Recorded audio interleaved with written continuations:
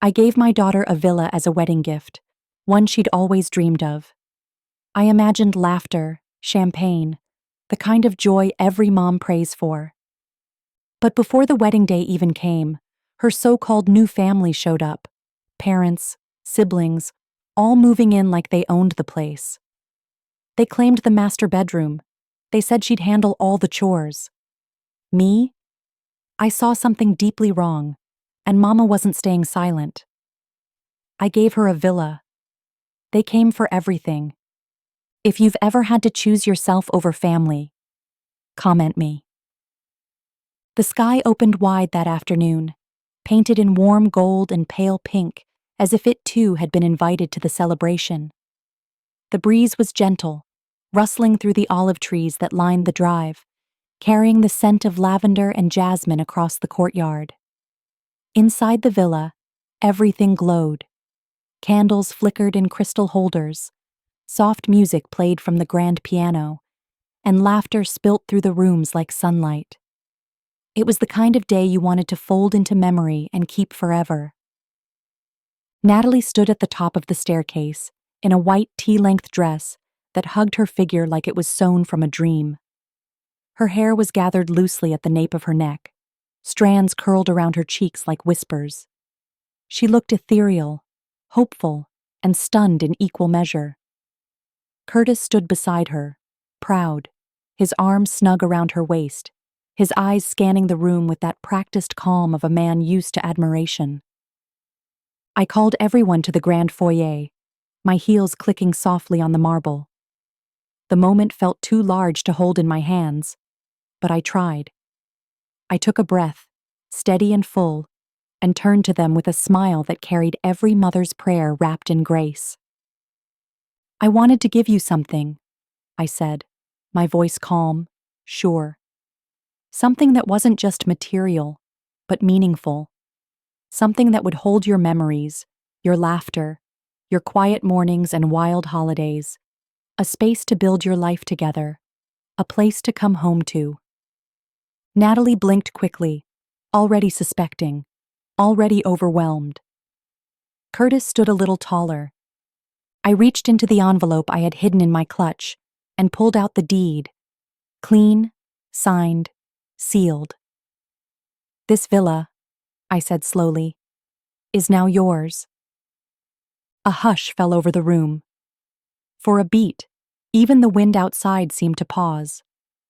Natalie's hands flew to her mouth, her eyes wide and glistening. "Mama," she whispered, "you're giving us the villa?" I nodded. "It's my wedding gift to you both. A foundation, a fresh start, yours to make into a home." The applause came like a wave, warm and genuine. Champagne glasses clinked, arms wrapped around shoulders, and laughter, real laughter, bubbled up.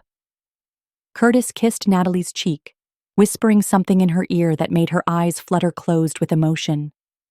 She turned to me, walking down the steps in soft strides until she threw her arms around my neck, hugging me tight. "You didn't have to do this," she whispered. "I wanted to," I said, "because I believe in you." And in that moment, everything felt perfect. The villa shone under the chandelier's light. The people I loved stood wrapped in joy. And for a little while, it felt like nothing could ruin what we'd built. But perfection, I've learned, is delicate. It hums quietly before the fall. And though I didn't know it yet, that very night would mark the last moment the villa truly belonged to them in peace. It was 3 days before the wedding when the front gate buzzed at an unexpected hour. I had been finalizing the floral arrangements with the decorator in the solarium when one of the staff hurried in, slightly flushed, holding a clipboard to her chest. "Ma'am," she said, hesitating, "there's a group at the gate. They say they're family, the groom's family." I frowned. Natalie hadn't mentioned any early arrivals. In fact, we were supposed to have the house to ourselves until the evening of the rehearsal dinner. I stood, smoothing the folds of my blouse as I walked toward the entrance, my heels clicking more sharply than usual. And then I saw them.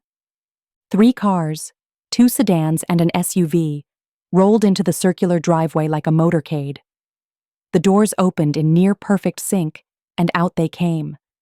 Curtis's parents, his younger brother, his sister-in-law, and a young cousin dragging a suitcase bigger than she was. They were dressed like they'd just left a casual brunch. No apology, no hesitation, just confident steps toward the villa, as if this were their second home.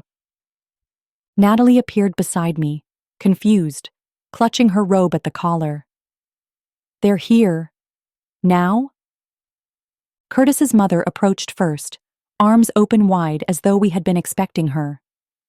"Oh, sweetheart," she exclaimed, pulling Natalie into a tight embrace. "We thought we'd beat the wedding rush and get settled early. Hope that's all right." Curtis's father followed close behind, nodding at me with a forced smile. "Didn't want to be a bother," he said, though the 3 oversized suitcases he hoisted behind him said otherwise. My expression didn't falter, though something tightened inside me. I glanced at Natalie. Her smile twitched at the corners. This wasn't what she'd planned, and I could see it all over her face, her carefully laid itinerary unraveling with each footstep they took into the villa. They moved fast. Curtis's sister-in-law started calling dibs on guest rooms before anyone could offer them.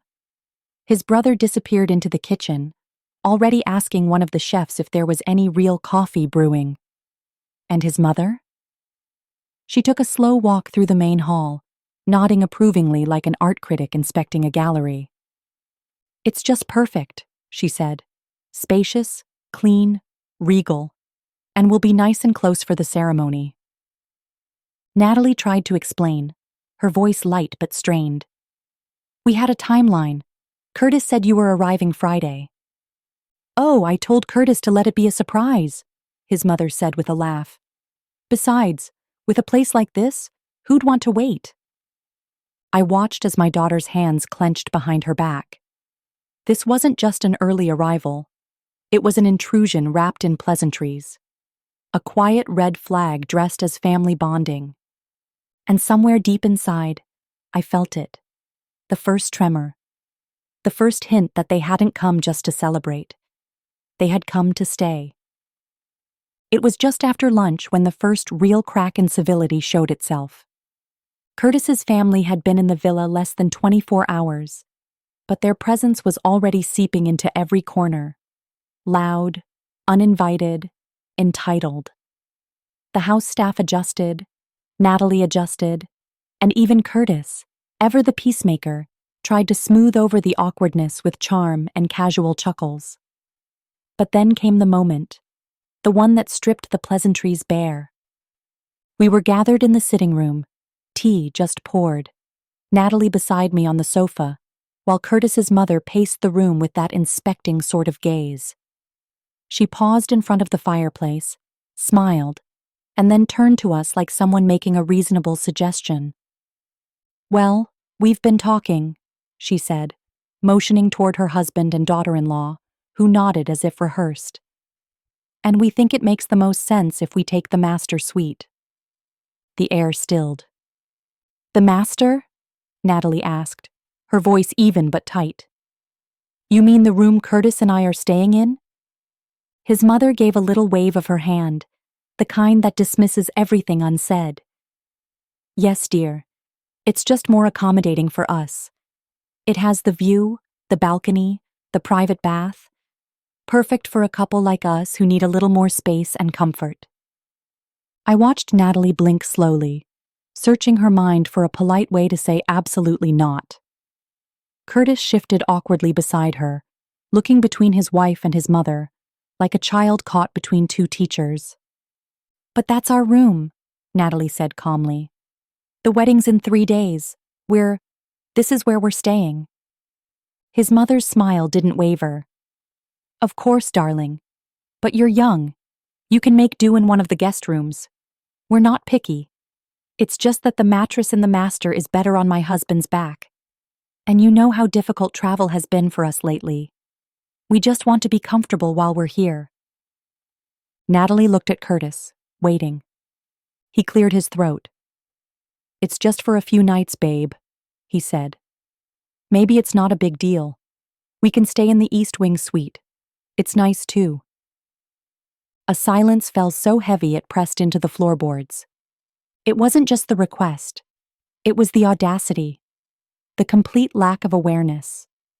The way they spoke as though they weren't in someone else's home, as though the villa had always been theirs, and we were the guests. I could see Natalie trying to hold her face still, to keep her composure. But I saw the flicker in her eyes. They had crossed a line, and it was only the beginning.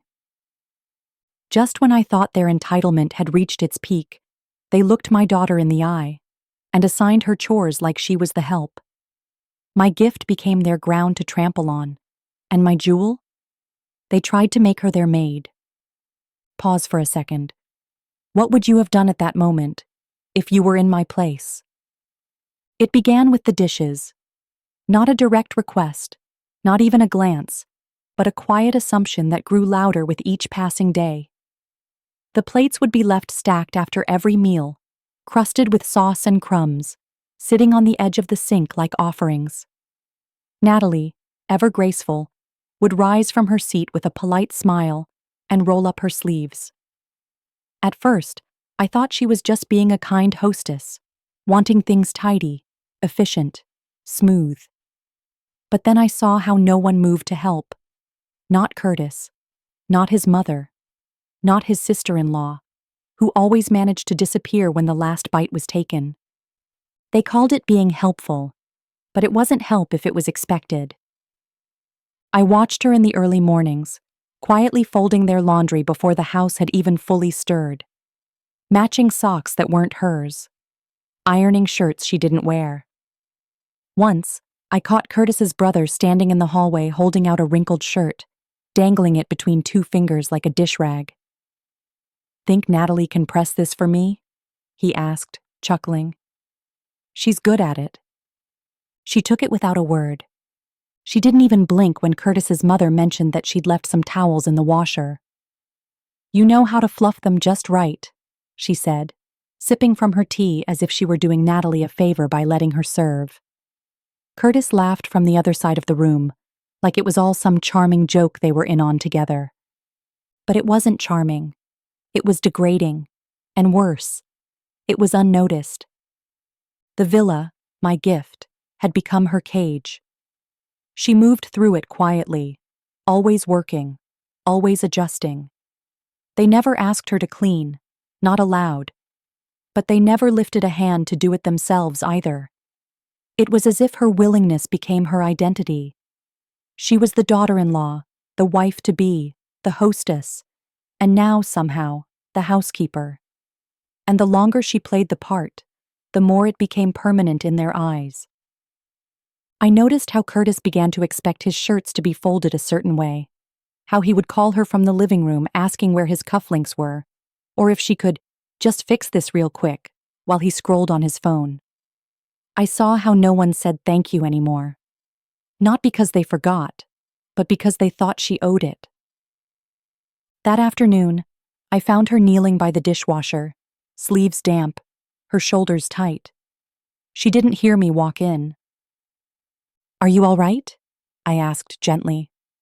She turned, startled, then smiled that same tired smile. "Just catching up." I crouched beside her.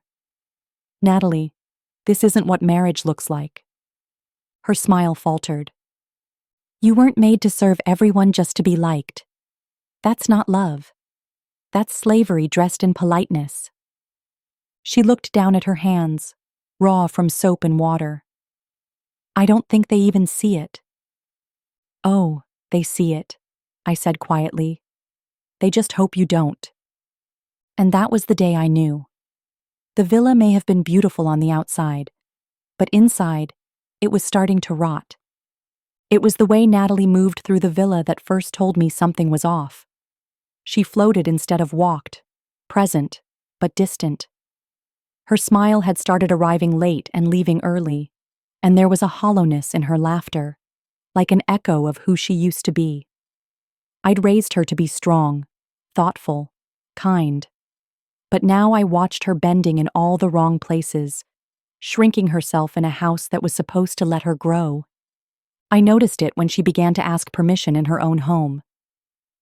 "Do you think it's okay if I take the car to the market today?" she whispered one morning, coffee untouched on the counter beside her. I blinked. "Whose car?" "Ours," she said, then quickly added, "Well, Curtis said his mom might need it. I don't want to inconvenience anyone." That was the first chill. Then there were the meals. 3 full courses, served right on time. Her doing, not the staff's. Curtis's mother had casually mentioned how it's refreshing to see a modern girl so domestic. And I watched my daughter beam in response, though her hands trembled while ladling soup. At first, I blamed the stress. Weddings come with pressure, and no one sails through them untouched. But this wasn't just stress. This was change. Small, silent shifts that only a mother would notice. She wasn't just tired. She was walking on eggshells, carefully placing each step, careful not to crack the illusion of harmony. The second chill came when I found her crying in the pantry. She was sitting on a low stool between baskets of linen and shelves of imported preserves, wiping her eyes with a napkin she hadn't meant to use. I didn't call her name. I just stepped inside and closed the door gently behind me. She looked up, startled, then quickly tried to explain. "I'm fine. It's just a lot. So many people. I didn't want to cry in front of them." I sat beside her. "You don't have to explain to me." She broke. Not loudly. Natalie never did anything loudly, but with a quiet flood of truth.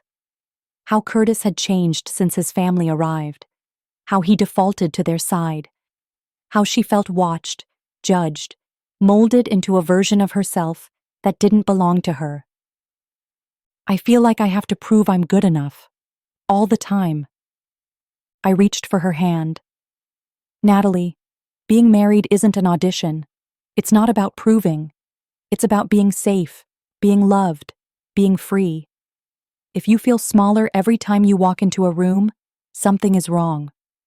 She nodded, lip trembling. I wanted them to like me." "And look what it's costing you," I said. That night, I stood alone by the window in my room, staring at the reflection of the villa in the glass. Beautiful, yes. Elegant, refined. But beauty means nothing if it houses bitterness. Something was wrong. And I wasn't going to sit still and watch my daughter disappear inside her own life. It was subtle at first, too subtle for anyone else to notice. But I'm her mother. I carried her, raised her, watched her become the woman she is. So when her brightness began to dim, even slightly, I noticed. Not with alarm at first. Just a quiet awareness that something wasn't sitting right beneath all the wedding glitter and polished smiles. Natalie had always moved through a room with purpose. She wasn't loud, but she had presence. Quiet, graceful, confident. But in the days since Curtis's family arrived, that presence began to blur. She drifted more than walked. Her voice, once warm and full of her own rhythm, now echoed with hesitation. Like she was editing herself mid-sentence, trying not to offend or overstep. I knew that tone. I'd heard it in women who were slowly learning to question their own worth. One morning, I found her in the garden before sunrise. She was still in her robe, barefoot in the grass, clutching a cup of tea gone cold. I called her name gently, and she turned with a start, like someone waking from a bad dream. "Couldn't sleep?" I asked. She gave a small, tired smile. "Just needed some air." But I saw it then, the exhaustion beneath her eyes, the way her shoulders slumped as if carrying weight too heavy to name. It wasn't the wedding. It wasn't nerves. It was something else. Later that day, I overheard Curtis's sister-in-law laughing in the hallway saying, "Natalie's such a natural at this. I mean, we haven't had to lift a finger since we got here." And then, in the same breath, Curtis's mother chimed in. That's how you know she was raised right. Something twisted in me. That evening, I sat beside Natalie as she stitched one of the table runners by hand, something she'd insisted on doing herself. Her fingers moved fast, mechanically, like she didn't feel them anymore. I placed my hand on hers, stilling it. Tell me the truth, I said quietly. Are you happy? She didn't answer right away. Her eyes filled, but she blinked them clear before anything spilled. I'm trying to be, she whispered. I just don't want to disappoint anyone. That was when the alarm truly rang inside me. Not loud, not dramatic, but deep and certain. Trying to be happy is not the same as being happy. And when a woman starts saying she doesn't want to disappoint people more than she says what she wants, she's already losing herself. I kissed her forehead that night before she went to bed and watched her walk away, small and silent in the hallway of the villa I had given her as a symbol of joy. But it wasn't a home anymore. It was a test. And my daughter, my brilliant, beautiful girl, was drowning under expectations she never asked for. Something was wrong. Terribly wrong. And I was done pretending otherwise. Curtis Miller entered our lives like a page from a romance novel. Pressed shirt, soft laugh, and eyes that always seemed to land on Natalie like she was the only person in the room. From the first handshake, he was courteous, presentable, and just the right amount of charming. The kind of man who brought flowers for the mother, took his shoes off at the door, and remembered what wine everyone liked by the second dinner. He was, by all appearances, a dream. I remember the first time I met him. Natalie brought him home for a quiet Sunday brunch. He arrived early with a bouquet of ivory roses and a jar of organic honey from a local farmer, he said with a smile that didn't try too hard. He complimented the decor, asked questions about my late husband with genuine interest, and even offered to help in the kitchen. I watched my daughter beam beside him, her eyes never leaving his. I could see the affection, the comfort she drew from him. And I wanted it to be real. I truly did. Curtis was good at reading rooms. He knew when to speak, when to listen, when to make a joke that would land just right. He was careful, but not stiff, earnest, but not overeager. The kind of man who made you believe he'd been raised right, taught respect, discipline, tradition. For a while, I thought maybe Natalie had finally found someone who would match her grace without shrinking it. He didn't try to outshine her. At least, not then. He let her speak. He touched her back gently when they walked through a doorway. He offered encouragement when she spoke about her business ideas. It all looked good. It all sounded good. But sometimes, perfection wears too much polish. He never really spoke about his own life unless prompted, and even then, his stories were always tidy, packaged, and just the right length. A little too rehearsed. He mentioned his parents with respect, but rarely with warmth. He talked about sacrifice, how hard they'd worked for everything they had, but never said exactly what they did. Whenever the subject shifted to money or to future plans, he'd redirect with compliments or humor, smooth diversions wrapped in charm. Still, Natalie loved him. And that was the part that mattered most to me. She glowed when he walked in the room. She spoke of him like someone who had found her anchor. For the first few months, I saw a woman in love, safe, happy, and sure. And Curtis gave me no reason to doubt her choice. Not then. But now, with the noise of his family echoing through the villa and Natalie's laughter growing thinner by the day, I'm beginning to replay those first meetings with new eyes. I'm asking myself what I missed. What was hiding behind the flowers and the good manners? Because Curtis seemed perfect. The kind of man a mother would thank God for. But maybe that was the problem. Maybe Curtis had learned how to be exactly what we wanted him to be. And maybe Natalie, in all her goodness, believed that was enough. They moved through the villa like they'd been born into its marble floors and vaulted ceilings. Not with awe or humility, but with the casual arrogance of people who'd mistaken generosity for surrender.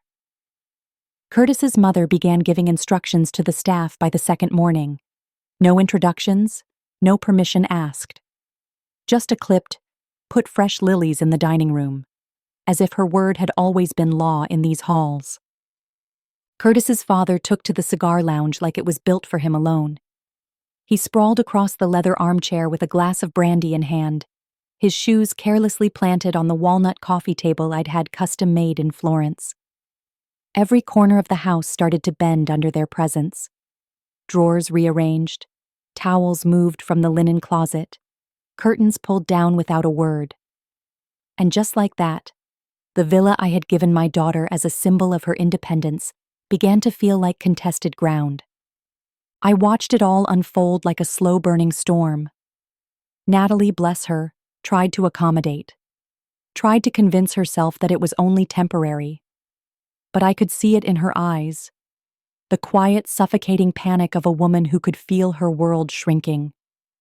They spoke over her at breakfast, corrected her in front of staff, acted like they were doing her a favor just by being there. Curtis said little. He offered vague reassurances, weak smiles, and silence when firmness was needed. The sister-in-law brought in shopping bags, as if she were decorating her own space. "I thought the sitting room could use a splash of color," she said, hanging gaudy throw blankets over velvet chairs. She started using the master bathroom for its better lighting, even though she'd been given a perfectly spacious guest suite. When I raised an eyebrow, she shrugged. "We're family now, aren't we?" Curtis's younger brother helped himself to the wine cellar, taking bottles like they were party favors, bragging to friends on speakerphone about the estate. I heard him on the patio one night. "Yeah, it's ours now. My brother married right." I felt the blood drain from my face. It wasn't a slip of the tongue. It was entitlement, pure and unfiltered. They never asked. They assumed. They took. And the worst part? Natalie's voice began to waver. Her laughter became rarer, her steps quieter. I caught her once, late at night, standing by the staircase in her robe, just staring at the grand chandelier. Her fingers twisted the hem of her sleeve as though she was trying to hold on to something that kept slipping away. That was when I knew this wasn't just disrespect. It was a quiet occupation. They didn't just move into the villa. They moved into her life, claiming pieces of it like land on a map. But they'd made one miscalculation. The villa wasn't theirs, and neither was my daughter. Dinner had become a performance, one with too many eyes and too little grace. The long mahogany table, once meant for celebration and warmth, now sat like a stage for silent battles dressed in silverware and half-smiles. Every meal, the air was tighter. You could hear it in the way the cutlery scraped against porcelain, in the pauses between questions that used to come naturally. Conversations that once flowed like warm tea now stumbled over awkward pleasantries and unspoken judgments. Curtis's mother always sat at the head of the table, uninvited but undeterred, claiming the seat like it had been hers all along. Natalie used to sit there, quietly proud, always reaching across to refill glasses, always checking that everyone had enough. But now, she was displaced without a word, reassigned to Curtis's right side, as if by silent decree. No one addressed the change. No one had to. That was how power worked in that house now. Quiet, calculated, and dressed in politeness. Curtis didn't seem to notice. Or maybe he did, and just didn't care. He passed dishes with a smile, asked about everyone's day, made light conversation. But he never asked Natalie how she was doing. Not once. And I noticed. His father spoke only to make corrections. How the roast could have used more seasoning. How the napkins weren't folded the way real hosts did them. His sister-in-law had developed the habit of eyeing Natalie's outfits and asking, "Did you pick that out yourself?" in a tone so sweet it made your teeth hurt. And Natalie? She just smiled. She served. She nodded. She poured the wine and laughed at the jokes, even the ones made at her expense. Like the night Curtis's brother joked about her needing training before she could be part of a real family. The table roared. Natalie smiled. I did not. There was a time I would have spoken up, but I wanted to give her space. I wanted to believe she would find her voice. But every night, I watched it retreat a little further behind her eyes. And then, there was the silence, the kind that grows like ivy in corners. It showed up when someone mentioned the honeymoon, and Curtis quickly changed the subject.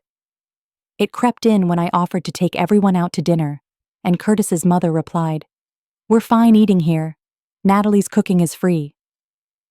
No one laughed that time. Even Curtis cleared his throat and reached for the bread. It was a beautiful dinner setting, always was. The china was hand-painted. The candles flickered just right. The food, Natalie's food, was delicious. But none of that mattered. The tension filled every space the warmth used to live in. And I realized then, this family wasn't just staying in the villa. They were taking root, rewriting the rules. And Natalie, my Natalie, was being buried beneath their silence. It started with the way Curtis looked at her when she missed a spot while dusting the hallway mirror. Not angry, not even annoyed, just disappointed. Quietly, deliberately. The kind of look that says more than 1,000 words. And Natalie felt it like a weight on her chest. She had always been meticulous, attentive, never one to leave something half done. But lately, her mistakes were being highlighted with subtle tones, casual remarks, glances that lingered just a second too long. At first, she told herself it was the pressure. A new marriage, new family, new responsibilities. She had expected some adjusting. She told herself Curtis was just tired, that his mother didn't mean it the way it sounded, that maybe she was being too sensitive. She'd been raised to be gracious, to give people the benefit of the doubt. But then came the second comment from his sister-in-law, another joke about how Natalie had really scored with a family like theirs. "Some girls have all the luck," she said while sipping her tea, eyes cutting over her cup. "Marrying into a legacy like the Millers. I mean, just look at what you walked into." Natalie looked around.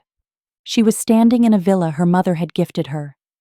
Every curtain, every rug, every chandelier was chosen by her mother's hand. Not the Millers.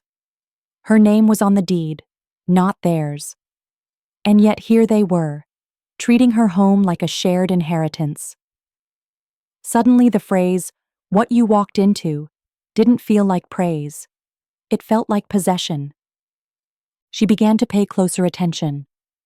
Curtis, who once praised her independence, now asked why she needed to keep working when his family could provide everything.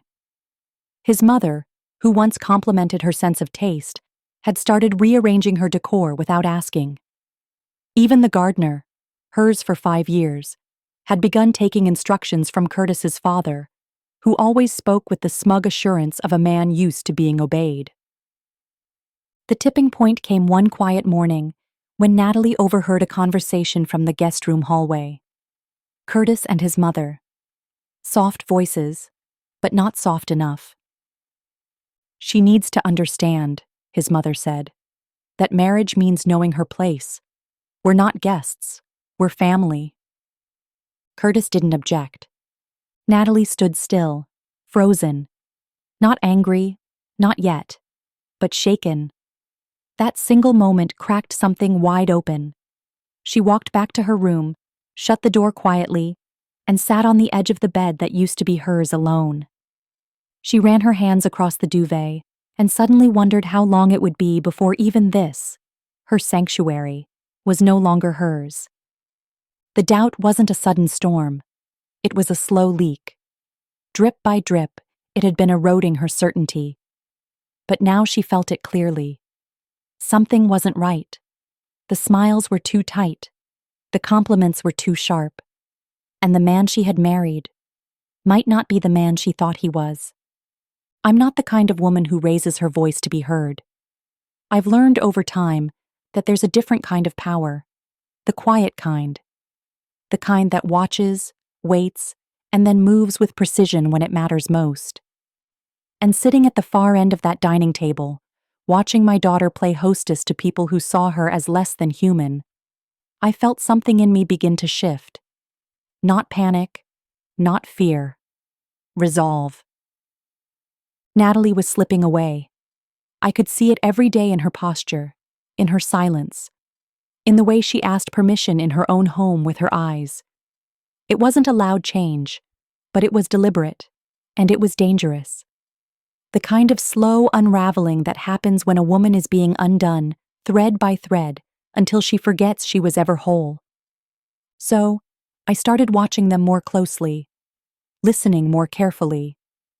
Curtis's mother had a habit of using phrases like, "when we redo the upstairs," as if the villa had become some kind of community property.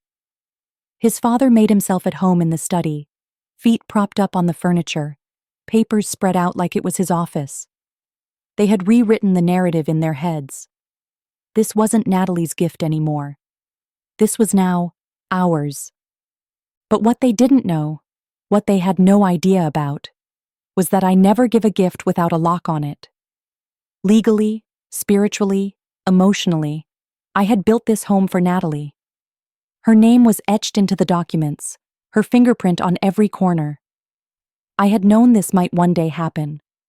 Maybe not this exact story, but something like it. Life has a way of testing a woman's dignity the moment she starts to stand tall. And so I began to drop seeds. At breakfast, I mentioned the lawyer's visit. "Just updating a few property clauses," I said, casually, stirring my tea. Curtis's mother glanced up, fork paused midair.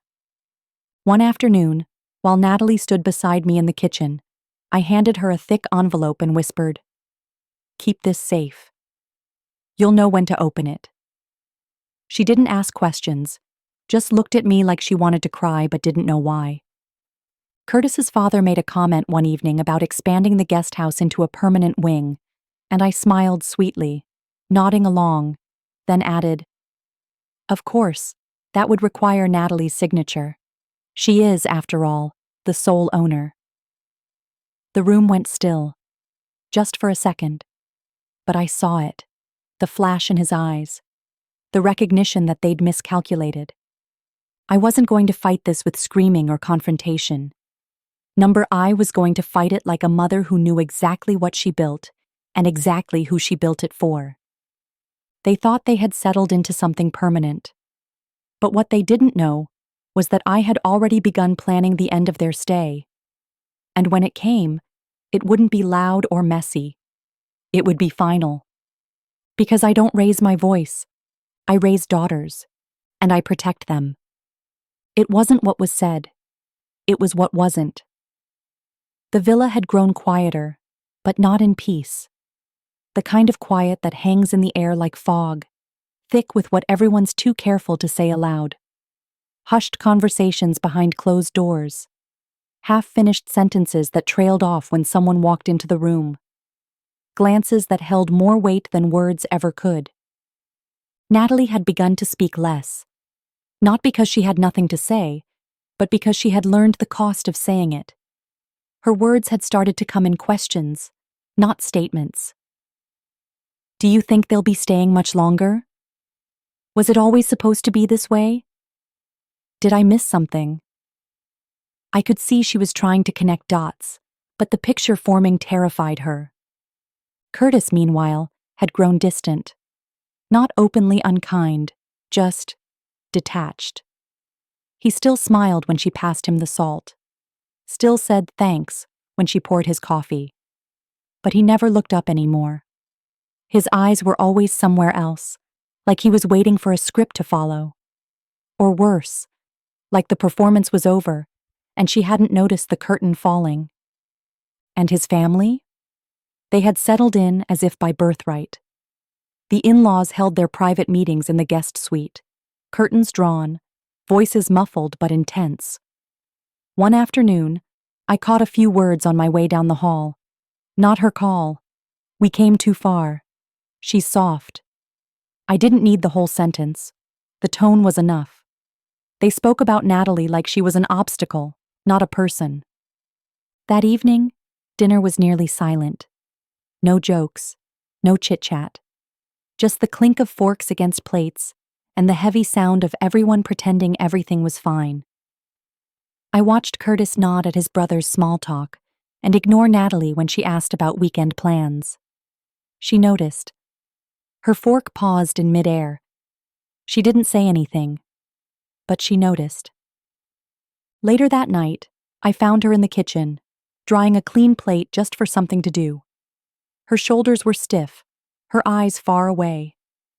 I asked her if she was okay, and she nodded, not convincingly.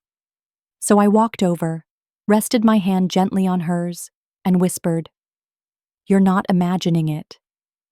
She froze, and then exhaled, like someone finally unlocking a cage. The next day, Curtis's mother cornered me in the garden. Her words were honeyed, but her smile didn't reach her eyes. "I hope Natalie's adjusting. Sometimes young women need help understanding the rhythm of family life." I looked her dead in the eye and replied, "This is Natalie's rhythm. The rest of you are just offbeat." She didn't respond. She didn't need to. We both knew exactly what was coming. I had seen enough. If he wouldn't draw the line, then I would. And I did, with a voice they didn't expect and a boundary they couldn't ignore. The villa felt like a fuse was burning, slow, steady, inching toward the inevitable. Everyone sensed it. No one said it. But the air had changed. The glances were sharper, the silences heavier. And when a house grows too quiet, it's never because peace has settled in. It's because a storm is waiting to speak. It was the way they had taken up space that finally did it for me. Not just physical space, but presence. The kind that walks into a room and changes the air, makes everyone else shrink a little. They strutted around the villa like they'd earned it, like walls built by someone else's sacrifice were theirs by divine right. And maybe they had mistaken my silence for softness. Maybe they thought because I smiled and set the table and nodded politely, I hadn't noticed how they were tightening their grip on my daughter's life. They were wrong. I waited until they were all gathered in the living room that Sunday evening. Curtis's father had commandeered the armchair like a throne. His mother sat next to Natalie, too close, like she was her keeper. The brother lounged on the couch with his shoes on my rug. I stood in the doorway and let the moment settle. "You all seem comfortable," I said, and every head turned. Curtis's mother offered a clipped smile. "We've just been trying to find a rhythm. These things take time." "No," I replied, taking a few steps in. "What takes time is learning how to respect someone else's space. What you've been doing is rewriting rules that were never yours to begin with." Curtis looked up, confused. "Is something wrong?" "Everything is," I said. "From the moment you stepped into this house with bags and boxes like it was yours. From the way your mother demanded the master bedroom. From the way your father acts like this is his land to build on. From the way your brother can't keep his dirty shoes off my floors." Silence. "I gave this villa to Natalie. Not to you. Not to your family. I gave it to her because I believed she was stepping into a marriage, not an ambush." His mother shifted in her seat. "We didn't mean any harm. It's just, we thought—" "You thought wrong," I snapped. "You thought I wouldn't notice. That I'd stand by and watch you drain her spirit, rearrange her life, and make her question her worth in her own home. You mistook civility for permission." Curtis tried to speak again, but I raised a hand. "I'm not here for negotiation. This is an ultimatum. You have until Friday. Every single one of you. Out." His brother scoffed. "You can't kick us out. Curtis lives here. I turned to Natalie. Sweetheart, please show them the deed. The one with your name and only your name on it. She nodded quietly and retrieved it from the drawer. When she handed it over, the room changed. The weight of proof is always heavier than pride. You are guests who have overstayed your welcome, I said, turning to the door. And the door won't stay open much longer. Then I left them there, drowning in a silence they could no longer command. They didn't leave right away. After the ultimatum, they stayed, still trying to move about the villa with the same careless entitlement, like the words I'd spoken at that living room confrontation hadn't landed. But they had. I saw it in the small shifts. The way Curtis's mother now knocked, lightly, before entering rooms she once barged into. The way his brother didn't sprawl on the sofa quite so confidently anymore. The laughter that used to echo down the hall had gone quiet, replaced with stiff glances and mumbled comments behind closed doors. They were still here, but the villa no longer belonged to them in their minds. Not fully. That smugness had started to crack. Natalie moved differently too. Not necessarily louder, just more certain. Her steps had purpose again. She no longer flinched when they sighed, no longer filled silences out of fear. She cooked only when she felt like it, cleaned only her spaces. She wasn't rude, but she was done being invisible. And nothing unsettles entitled people more than a woman who stops making herself small. I caught Curtis's father watching her one morning as she passed through the kitchen. He didn't say anything, just looked at her like he was noticing, maybe for the first time, that she wasn't as meek as he'd assumed. He stirred his coffee slower that morning, left the mug in the sink. No eye contact. Curtis's mother tried to claw back control with passive jabs. Natalie, love, I've noticed the towels haven't been changed this week. Is everything all right? Natalie responded with a calm smile and a soft, I'm sure you're more than capable. No argument, just a mirror held up in silence. Even Curtis wasn't immune to the shift.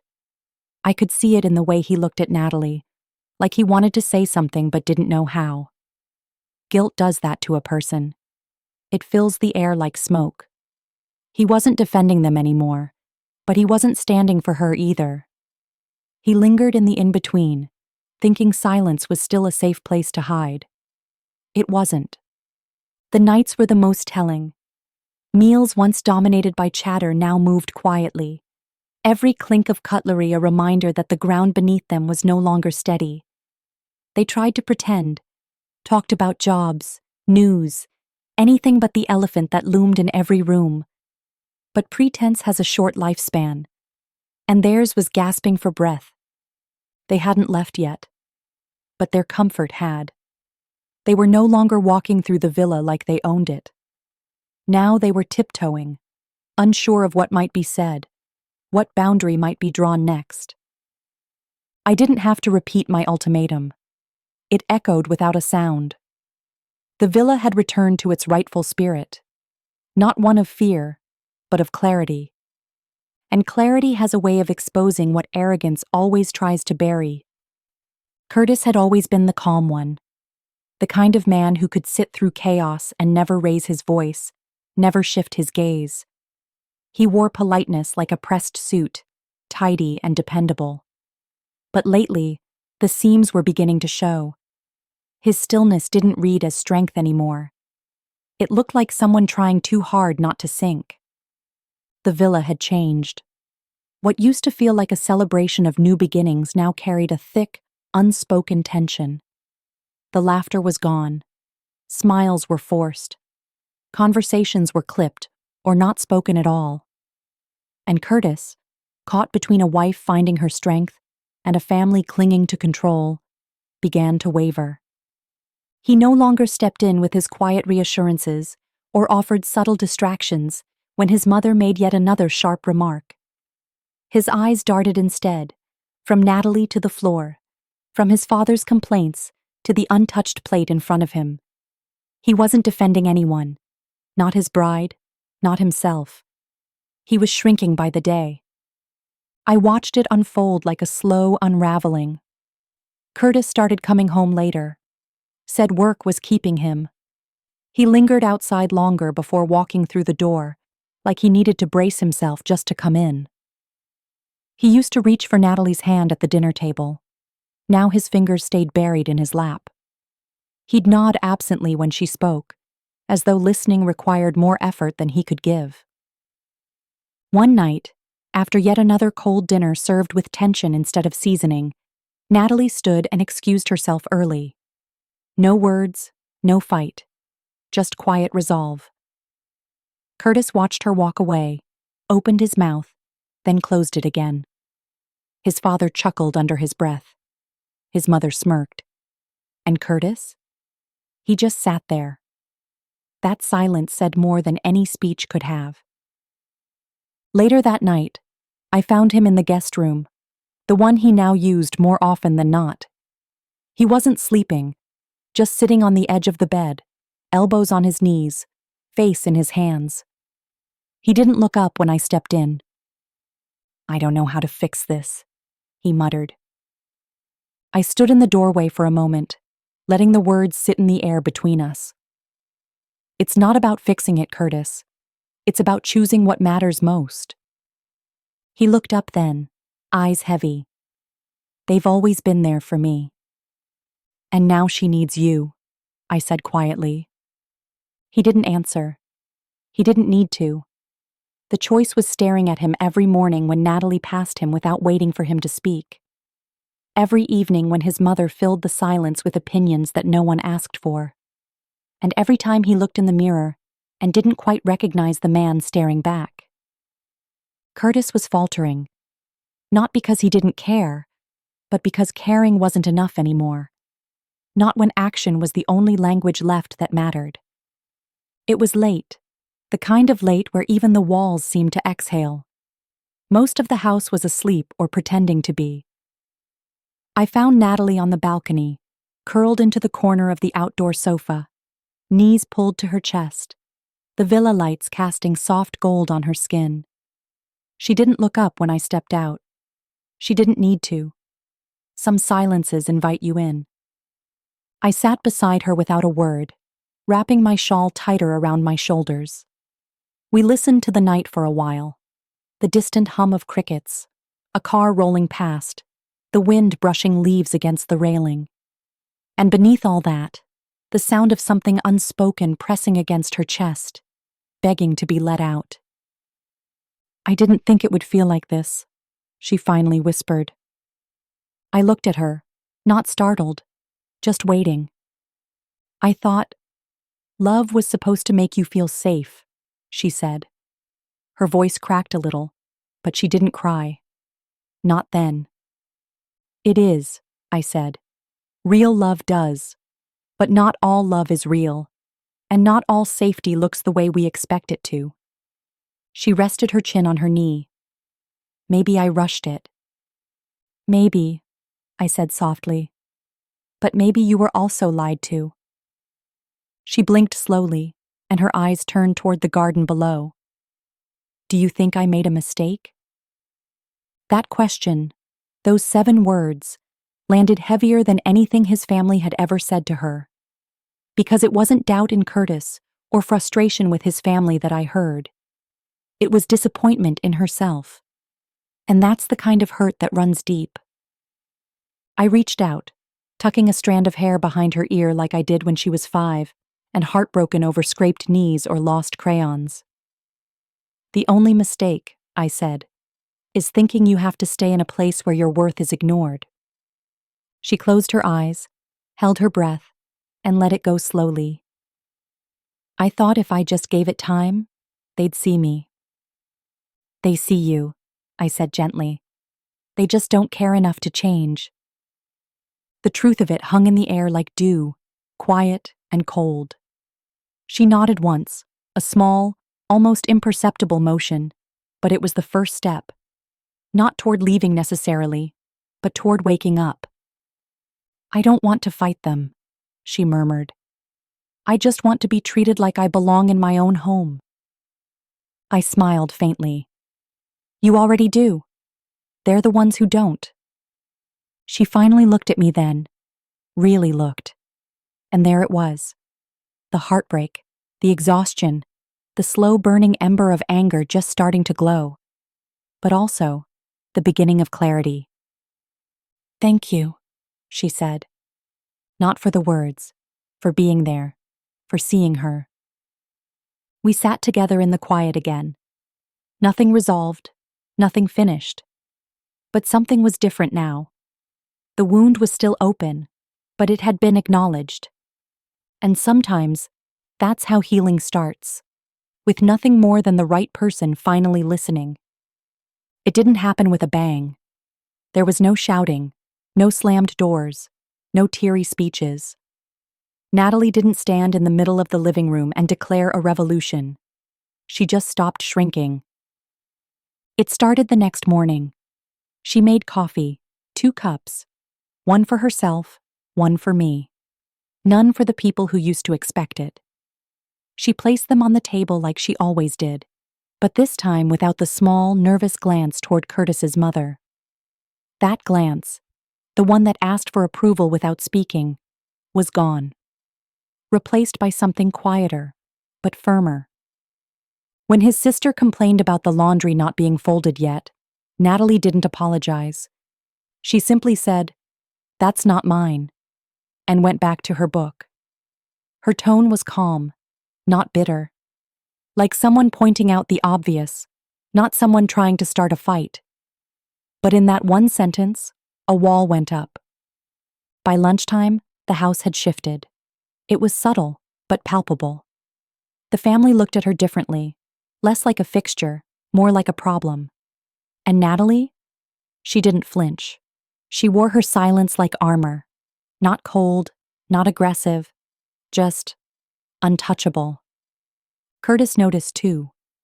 He asked if everything was okay, standing in the kitchen like he wasn't sure where to stand anymore.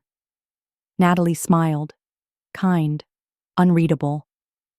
"I'm just doing what I should have done from the start," she said, and walked past him with her head high and her voice even. She started spending more time in the studio. Hers, the one I built with her in mind. She painted again.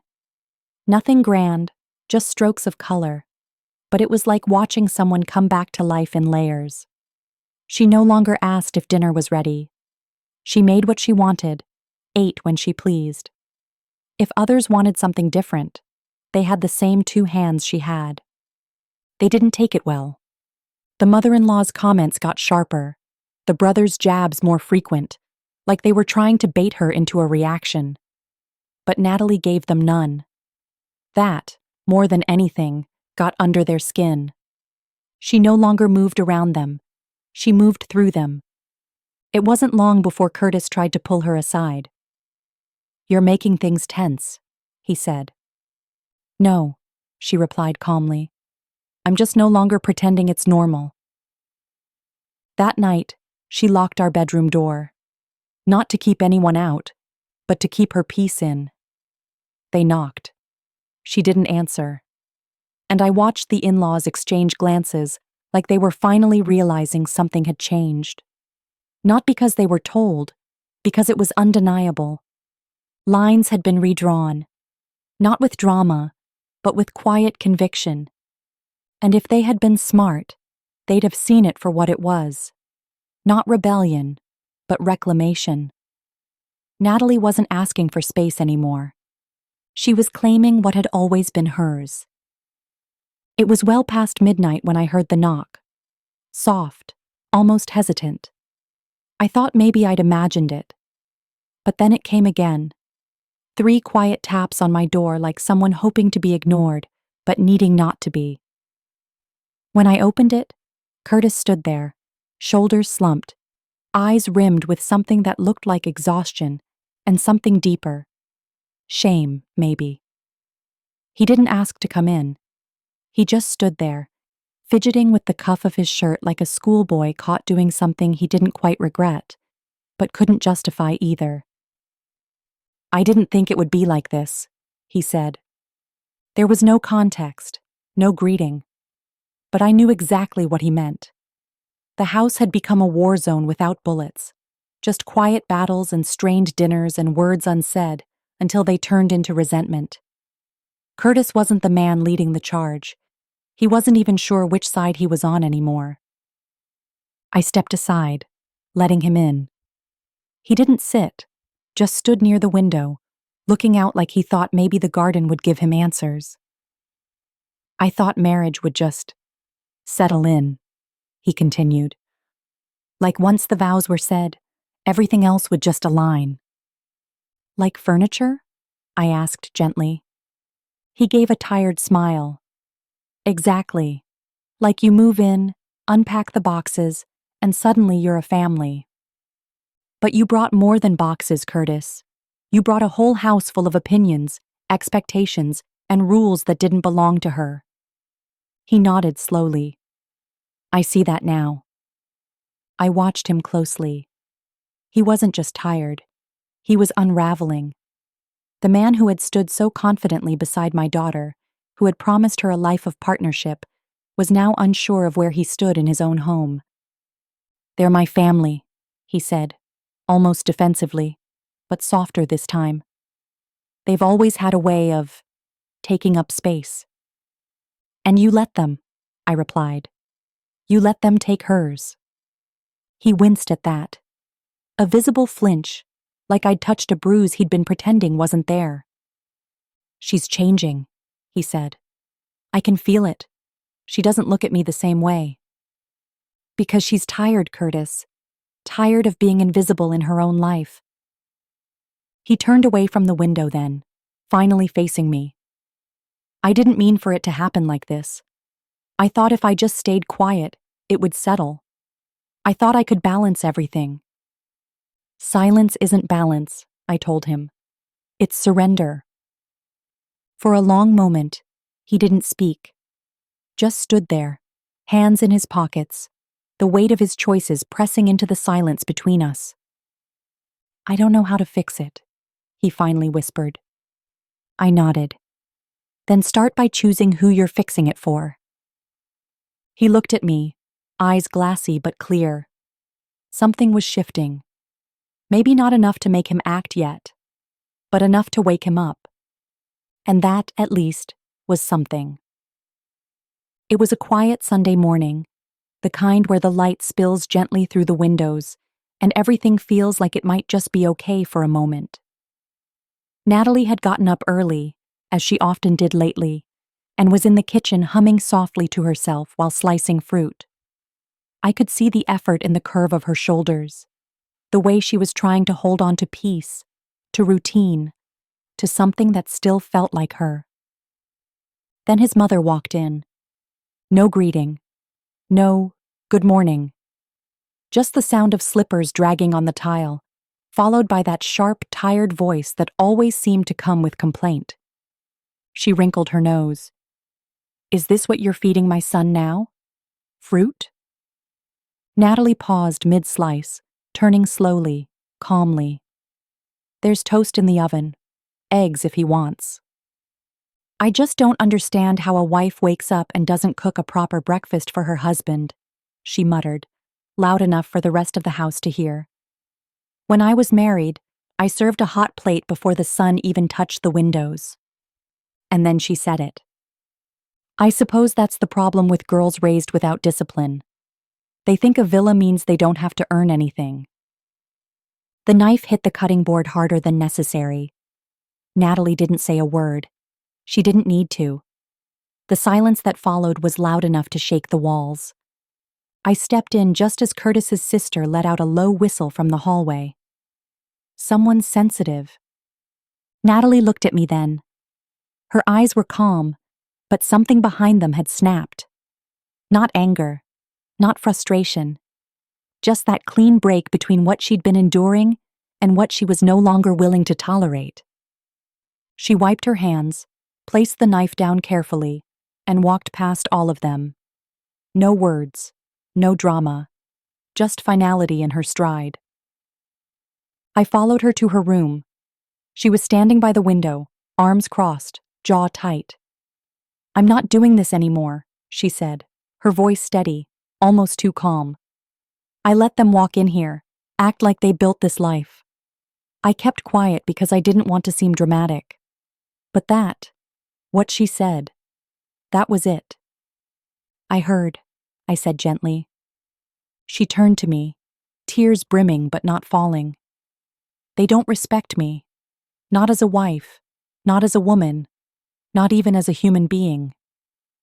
They don't know how to respect anything they didn't build themselves," I replied. She nodded. "Then it's time I remind them who did build this." Downstairs, Curtis was finally speaking, defending, apologizing, trying to piece together what had fallen apart. But it was too late for small repairs. Natalie was no longer waiting to be accepted. She was about to show them what happens when the quiet one draws the line and makes it permanent. It started with the sound of zippers. Not the dramatic screech of someone packing in rage, but the slow, steady pull of a choice being made. The kind that doesn't need noise to make its presence known. I heard it from the hallway, Curtis's old suitcase being unzipped. Then another, the matching one they'd gotten from his parents as a wedding gift. It was almost poetic. I didn't rush to check. Some moments deserve silence more than interference. Downstairs, the house was unusually still. No voices echoing through the kitchen. No sideways glances from the in-laws. No passive-aggressive questions about breakfast or laundry. Just the muffled hum of decision. When I passed by their room, the door was open just enough for me to catch a glimpse.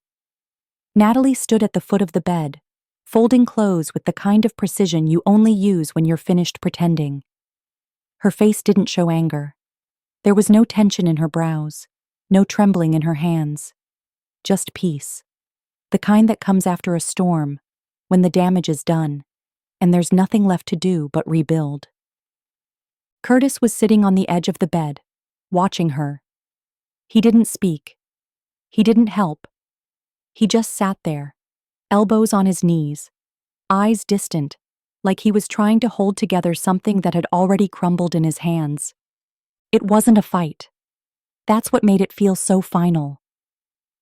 When Natalie turned, she caught my eyes in the doorway. She didn't flinch.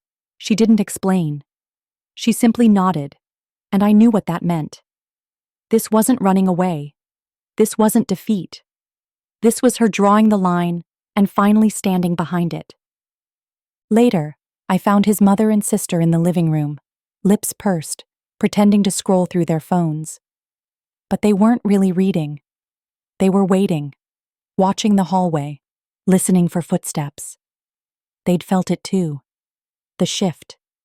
The change they never expected. Curtis finally came down the stairs, suitcase in hand. He didn't say where they were going. He didn't say whether this was temporary or final. He just looked at them. His family, the ones who had stirred the pot, taken the biggest slices, and never once said thank you. For the first time, there was no pride in his posture, just quiet acceptance. "I think it's time we found our own place," he said. His mother blinked, like someone slapped her with a feather. "You're leaving?"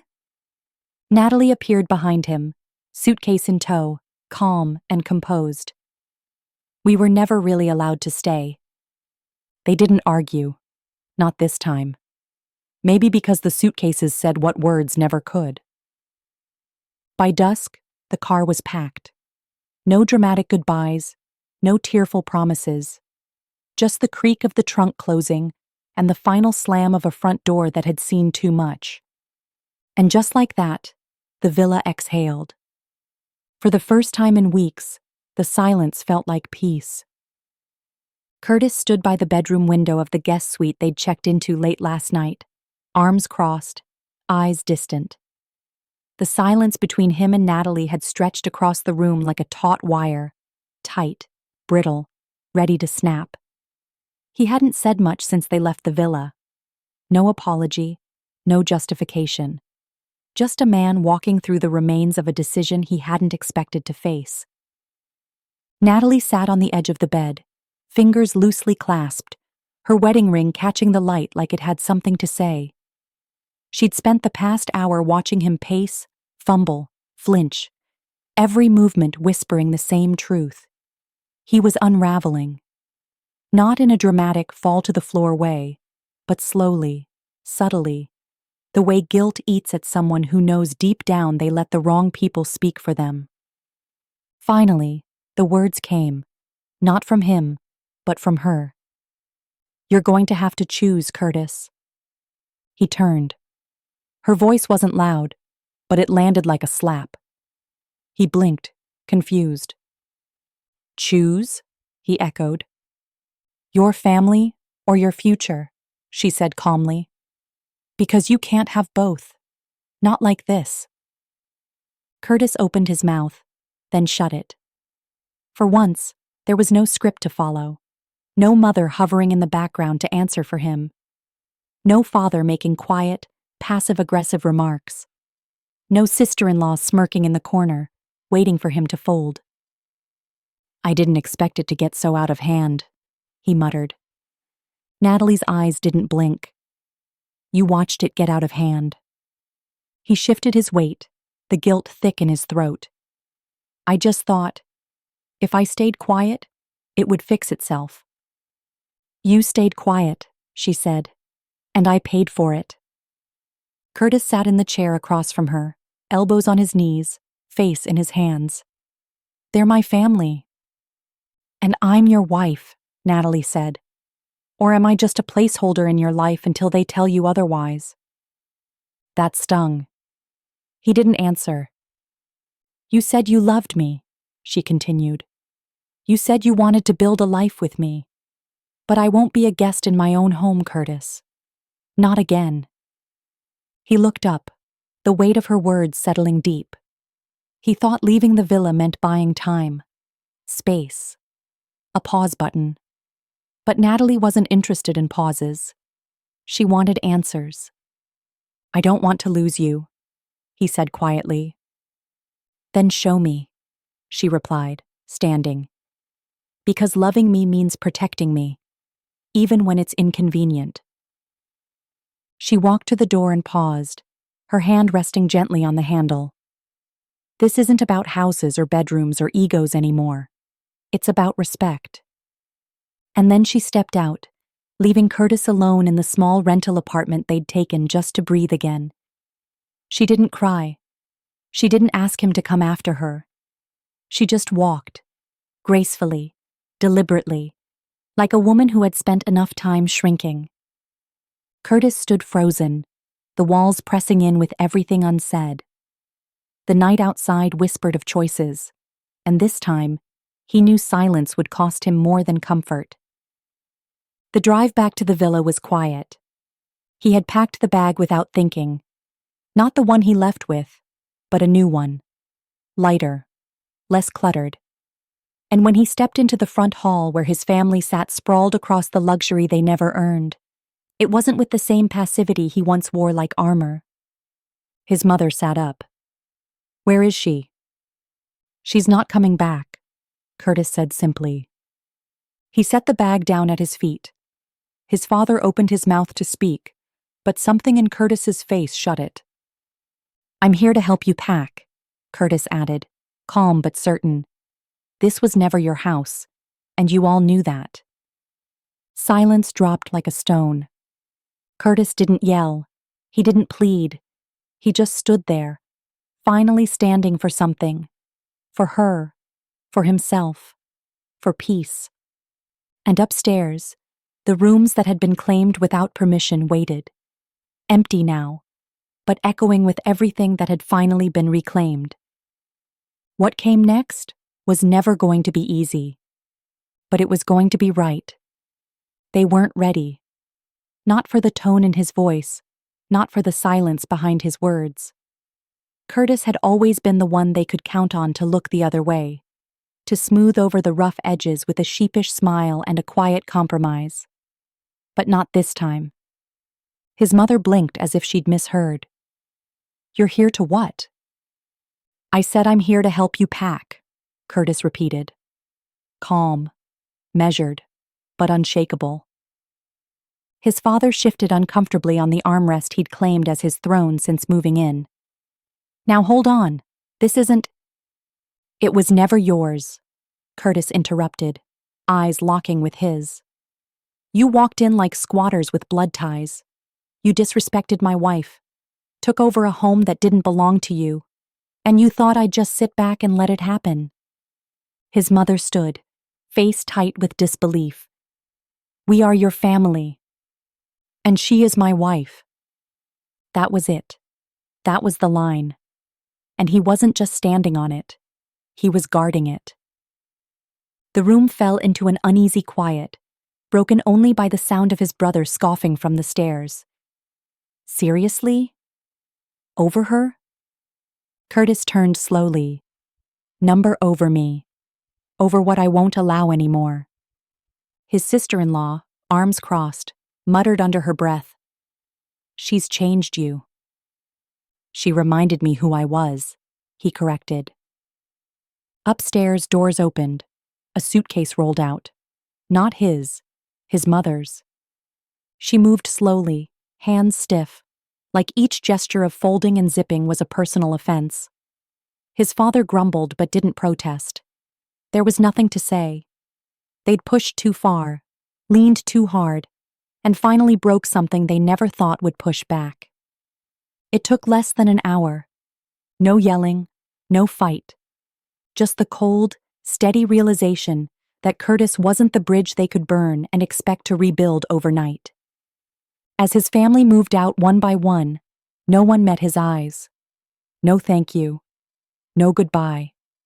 Just the dragging of wheels on polished tile and the soft click of the front door swinging shut behind each of them. When the last one left, Curtis stood alone in the villa's front hall, the same space where the demands began, where entitlement had been mistaken for belonging. He let out a breath he hadn't realized he was holding. The stillness wasn't just quiet, it was healing. A soft exhale from walls that had been filled with tension for far too long. He didn't know yet if Natalie would come back, but he knew the house was ready. The door had closed, and this time, it would only open for peace. The villa had never been this quiet, not even when it was brand new, waiting to be lived in, untouched by footprints or voices. Now, the silence wasn't just absence, it was aftermath. Curtis stepped through the hallway like someone stepping through memory, every corner whispering echoes of the past few weeks. The in-laws' voices were gone, but their shadows still lingered, in the scuff marks on the marble, in the dishes that hadn't been washed, in the air that still felt like it had been holding its breath.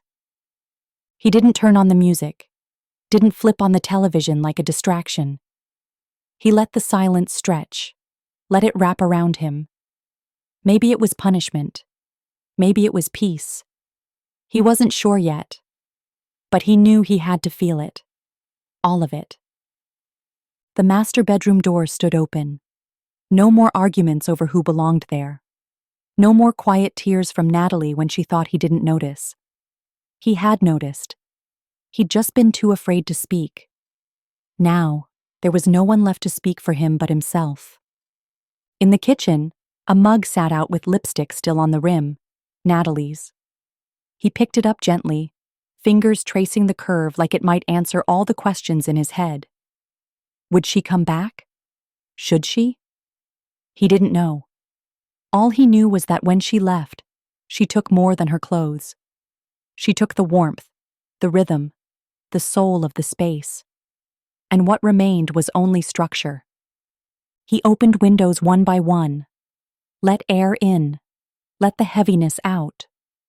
The breeze stirred the curtains, carried the scent of jasmine from the garden outside, the one Natalie had wanted to expand.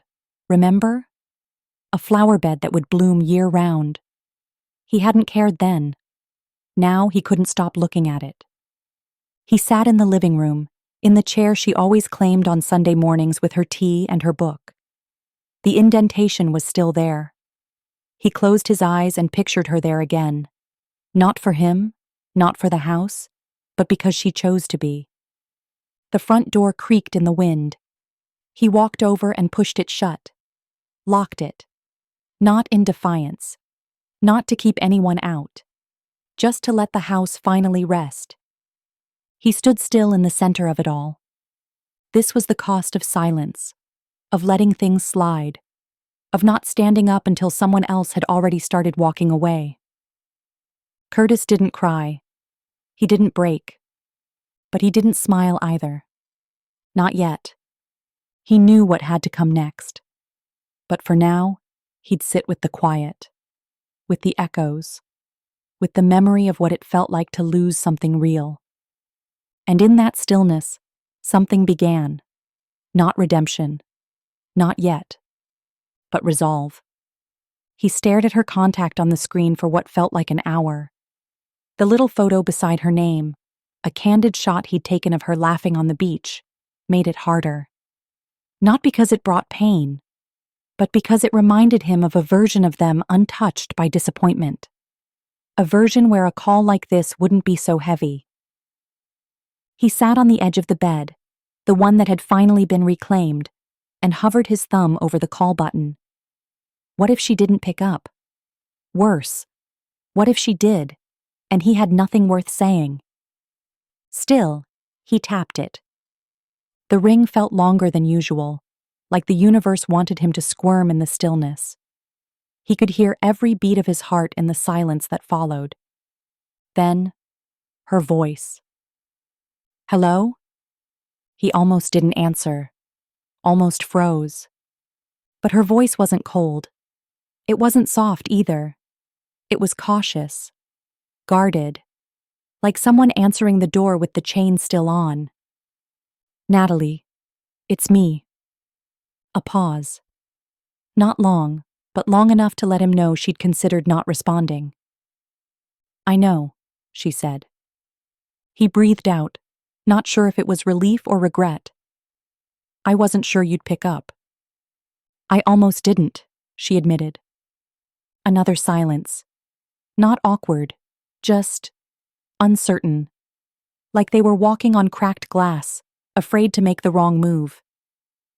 I wanted to say thank you, he said, for walking away when you did. That's an odd way to start, she replied, and he heard the hint of a bitter laugh. I mean it, he said. You leaving, that woke me up. More than any argument, more than any silent dinner. It made me look at what I let happen. She didn't say anything, and that was the worst part. Her silence now didn't mean she was waiting to attack. It meant she was tired of hearing words that went nowhere. I told them to leave, he added. Packed their bags myself. They're gone, Natalie. Still no response. Then finally, and now? He knew what she was really asking. What happens now that there's no one left to blame? I'm not calling to win you back, he said, voice low. I'm calling to tell you I see it now, all of it, and I'm sorry.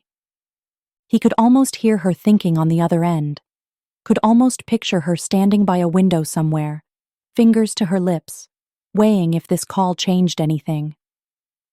I needed to hear that, she said softly. But I don't expect that to be enough, he added quickly. I want to talk. When you're ready, I'll come to you. Or not at all, if that's what you decide. She was quiet again, but this time the silence didn't sting. I'll let you know, she said. And that was it. Not a reunion, not a miracle, just a door, barely open, but open. They met at the small cafe by the river, the one she liked because it was quiet, unassuming, and didn't ask too much of anyone. She chose the spot. She chose the time. And when Curtis arrived, she was already seated, her cup of tea half full, her eyes watching the water move slowly past the stones. He approached cautiously, like he wasn't sure if he belonged in her world anymore. Maybe he didn't. But she nodded toward the chair across from her, and he sat without a word. For a few moments, they just sat there. No pretense, no forced smiles. just the low hum of the cafe around them and the weight of everything that hadn't been said. "You look tired," she said finally, her voice calm but distant. "I haven't been sleeping much," he admitted. She nodded, not to comfort him, but to acknowledge it, like someone observing a symptom. "I'm not here to rehash what's already happened," she said. "We both know how that went." "I know," he said. "I just wanted a chance to listen. Really listen." She set her cup down gently. "Then let me speak." He nodded, folding his hands together tightly, as if bracing himself. "I need space," she began. "Not just physical, mental, emotional. I need to remember who I am without the noise, without being tugged between you and your family. I can't go back to being that version of me, the one who kept explaining herself, waiting for someone else to step in." "I understand," he said softly. "No," she replied. "You're going to hear this all the way through first." Curtis leaned back, his expression tense but open. "If we ever try again," she continued, "it's going to look different. There won't be another chance if boundaries are blurred. I need to know that my voice won't be drowned out the moment your mother raises hers. That when you say we, you mean me and you. Not a family vote. Not a guilt-soaked compromise." He swallowed hard but said nothing. "You need to build your own spine," she said. "I'm not here to carry the weight of your transformation. That has to be yours. Alone." "I'm working on it," he said. "It's not instant, but I promise you, I see it now." "I don't need promises," she replied. "I need action, time, proof." Curtis nodded slowly. "And if I give you that?" "Then we'll see," she said. "This isn't a script you can read your way out of, Curtis. It's real life now." Their eyes met, and for the first time, he didn't reach across the table. He stayed in his seat, stayed in the quiet of her terms. She wasn't punishing him. She was protecting herself. And in that moment, he didn't beg. He didn't plead. He just accepted it. Because the bridge she was offering wasn't made of desperation. It was made of dignity. And he knew if he ever wanted to cross it, he'd have to build from her blueprint, not his comfort. She stood in the quiet of her kitchen, stirring a pot of soup that didn't need much tending, not because she was hungry, but because her hands needed something to do. The villa, her villa, had returned to its still rhythm. No more demanding voices echoing down the hallway. No more tension crackling through the air. Just peace. And time. Time to think. Time to remember. Time to finally breathe. It had only been a few days since Natalie and Curtis left to find their footing, but already, something in the atmosphere had shifted. Something in her heart, too. She had watched her daughter leave not with desperation, but with resolve. A kind of quiet fire in her eyes that hadn't been there before. And now, standing there, spoon in hand, the mother finally let herself feel the weight of it all. She remembered when Natalie was a little girl, so gentle, so eager to please, always the peacemaker.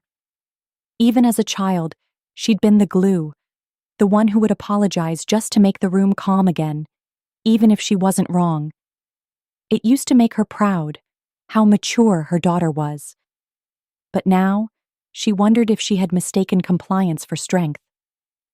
She moved to the window, wiping her hands on a towel, and watched the breeze carry the branches outside.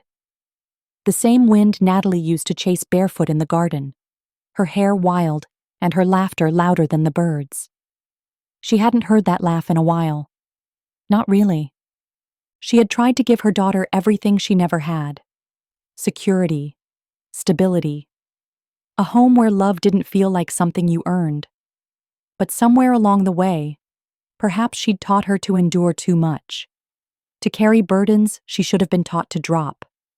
And when Curtis and his family stepped in like they owned the place, Natalie had defaulted to that old setting.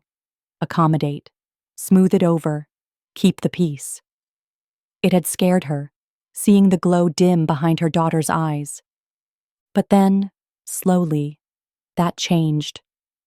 She remembered the moment clearly. Natalie standing in the hallway, her voice steady, her chin lifted. I deserve to be respected in my own home. It wasn't shouted, it wasn't dramatic, but it carried years of swallowed words and ignored instincts. That was when she knew. Her daughter had found her edge. She didn't need her mother to fight her battles anymore. She had drawn the line herself. And as much as it pained her to admit, that was the most beautiful thing she'd ever seen. The pot on the stove began to simmer, and she turned down the heat, smiling softly. Natalie might come back, or she might not. But either way, the mother knew this.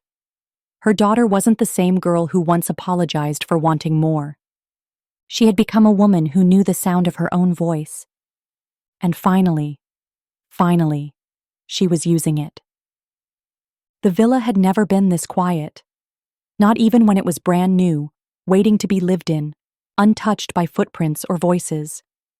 Now, the silence wasn't just absence, it was aftermath. Curtis stepped through the hallway like someone stepping through memory, every corner whispering echoes of the past few weeks. The in-laws' voices were gone, but their shadows still lingered, in the scuff marks on the marble, in the dishes that hadn't been washed, in the air that still felt like it had been holding its breath. He didn't turn on the music, didn't flip on the television like a distraction. He let the silence stretch, let it wrap around him. Maybe it was punishment, maybe it was peace.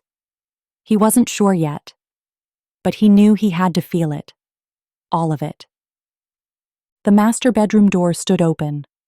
No more arguments over who belonged there. No more quiet tears from Natalie when she thought he didn't notice. He had noticed. He'd just been too afraid to speak. Now, there was no one left to speak for him but himself. In the kitchen, a mug sat out with lipstick still on the rim, Natalie's. He picked it up gently, fingers tracing the curve like it might answer all the questions in his head. Would she come back? Should she? He didn't know. All he knew was that when she left, she took more than her clothes. She took the warmth, the rhythm, the soul of the space. And what remained was only structure. He opened windows one by one. Let air in. Let the heaviness out. The breeze stirred the curtains, carried the scent of jasmine from the garden outside, the one Natalie had wanted to expand. Remember? A flower bed that would bloom year-round. He hadn't cared then.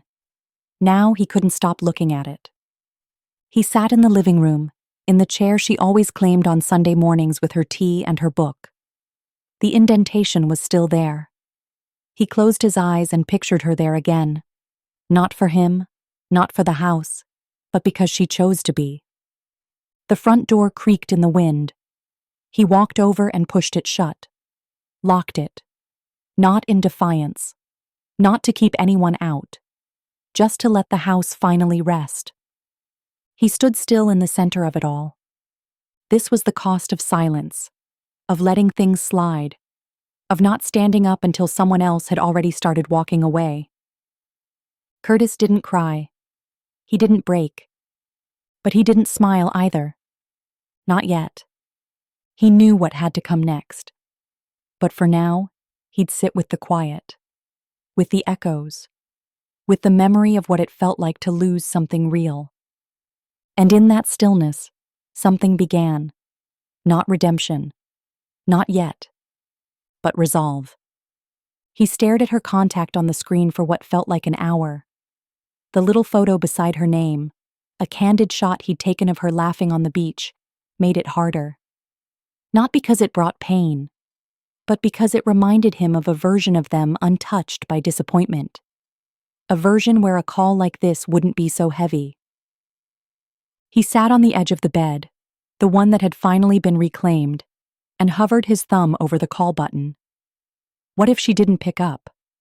Worse, what if she did, and he had nothing worth saying. Still, he tapped it. The ring felt longer than usual, like the universe wanted him to squirm in the stillness. He could hear every beat of his heart in the silence that followed. Then, her voice. "Hello?" He almost didn't answer, almost froze. But her voice wasn't cold. It wasn't soft either. It was cautious, guarded, like someone answering the door with the chain still on. "Natalie, it's me." A pause. Not long, but long enough to let him know she'd considered not responding. "I know," she said. He breathed out, not sure if it was relief or regret. "I wasn't sure you'd pick up." "I almost didn't," she admitted. Another silence. Not awkward, just uncertain. Like they were walking on cracked glass, afraid to make the wrong move. "I wanted to say thank you," he said, "for walking away when you did." "That's an odd way to start," she replied, and he heard the hint of a bitter laugh. "I mean it," he said. "You leaving? That woke me up. More than any argument, more than any silent dinner. It made me look at what I let happen." She didn't say anything, and that was the worst part.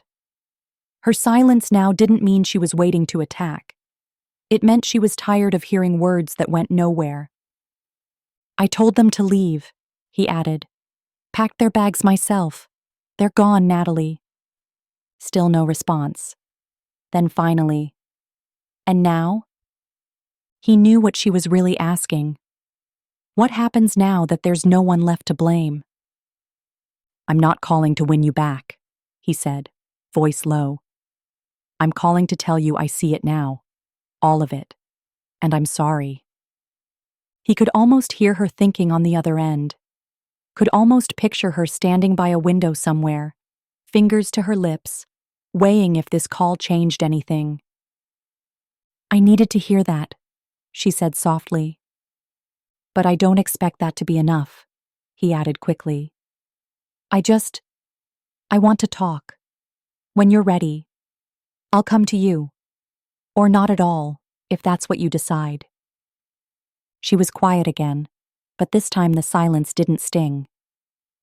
"I'll let you know," she said. And that was it.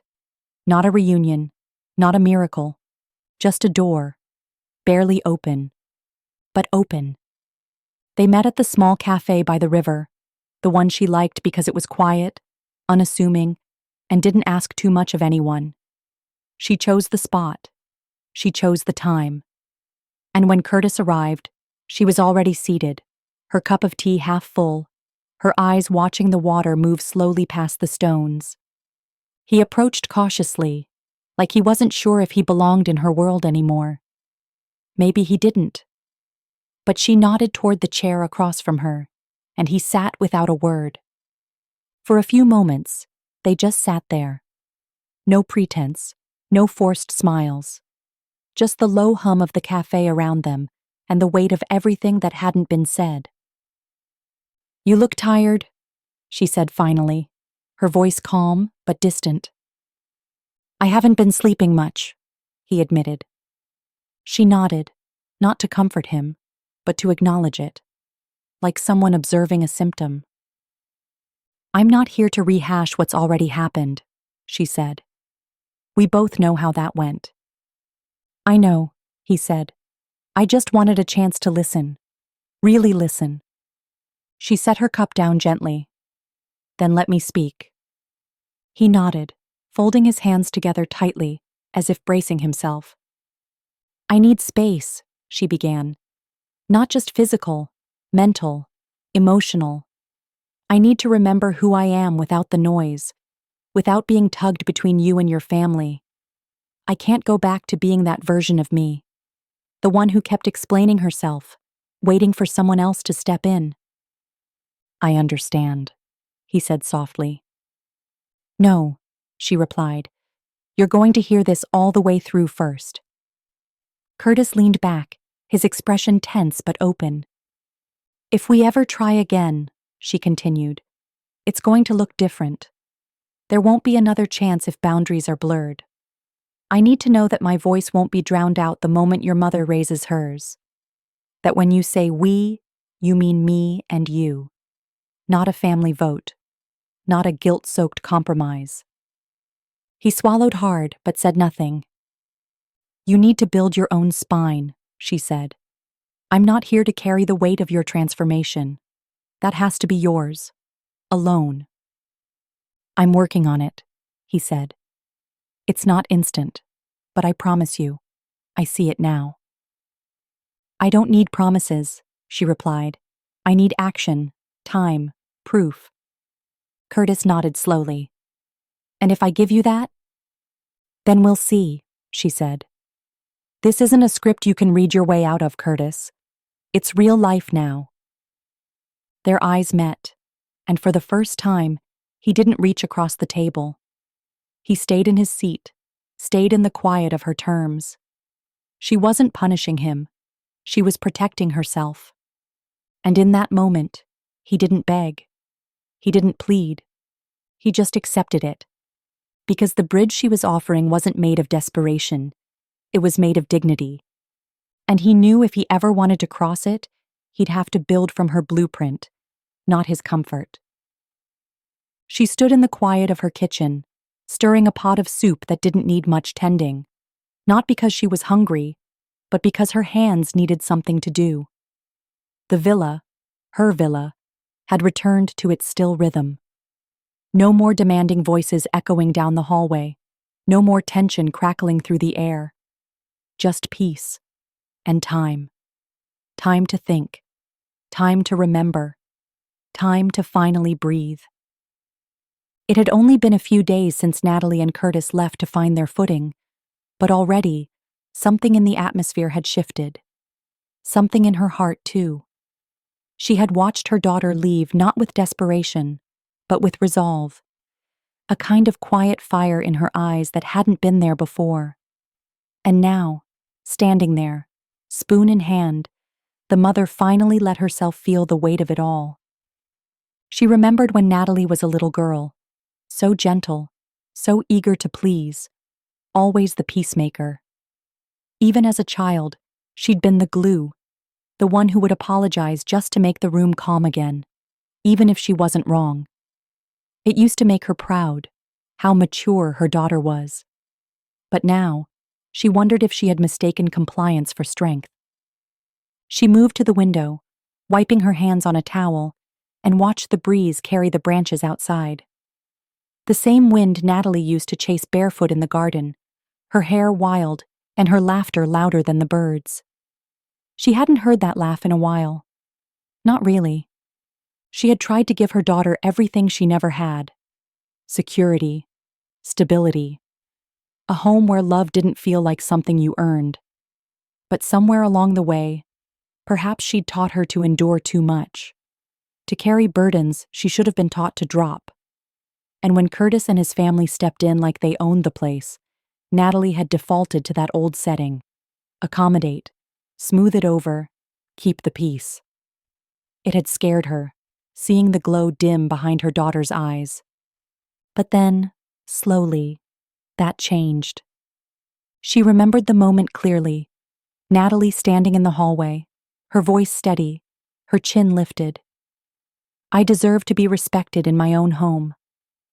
It wasn't shouted, it wasn't dramatic, but it carried years of swallowed words and ignored instincts. That was when she knew. Her daughter had found her edge. She didn't need her mother to fight her battles anymore. She had drawn the line herself. And as much as it pained her to admit, that was the most beautiful thing she'd ever seen. The pot on the stove began to simmer, and she turned down the heat, smiling softly. Natalie might come back, or she might not. But either way, the mother knew this. Her daughter wasn't the same girl who once apologized for wanting more. She had become a woman who knew the sound of her own voice. And finally, she was using it.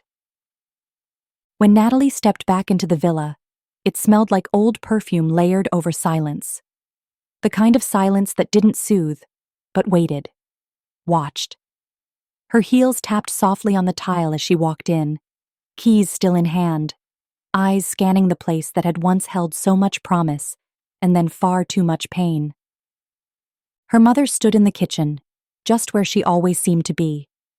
Not cooking this time, not bustling or fussing, just wiping down a countertop that was already spotless. Her back was straight, her movements slow and deliberate. There was no surprise on her face when she turned and saw Natalie. Just quiet, steady relief. "You're home," her mother said. 3 words that didn't ask, didn't accuse. They just opened the door to whatever came next. Natalie nodded, stepping further in. "We're home," she said softly. And behind her, Curtis followed, holding a bucket and broom like a boy trying to earn back Saturday privileges. The villa looked untouched, and yet everything about it felt different. Gone were the in-laws' shoes scattered by the door, the foreign throw pillows on the couch, the gaudy centerpiece his mother had placed on the dining table as if it owned the space. The house had been purged, not of people alone, but of their assumptions. "I couldn't sleep most nights," her mother admitted as she handed Natalie a fresh rag. "Kept thinking if I scrubbed hard enough, maybe I'd erase the things they said, the way they looked at you." Natalie didn't respond right away. She moved to the window and cracked it open, letting in the breeze. Real air, finally. "You shouldn't have had to hold the line alone." Her mother gave a small shrug. "I didn't know what else to do but stay." And stay she did, through slammed doors, passive glares, loud phone calls in languages not meant for her ears. Through her granddaughter's growing silence and her daughter's fading light. She had stayed, not out of obligation, but love. And now Natalie was back, and she wasn't alone. Curtis moved toward the hallway and began gathering the remaining things his family had left. An old suitcase, a broken umbrella, a pile of mail addressed to people who no longer belonged. He didn't speak. He didn't need to. Every step he took was its own apology. Natalie began wiping down picture frames, carefully removing fingerprints that weren't hers. In the living room, the 3 of them worked without choreography, each reclaiming something. Her mother aired out the guest room. Natalie rearranged the couch cushions the way she liked.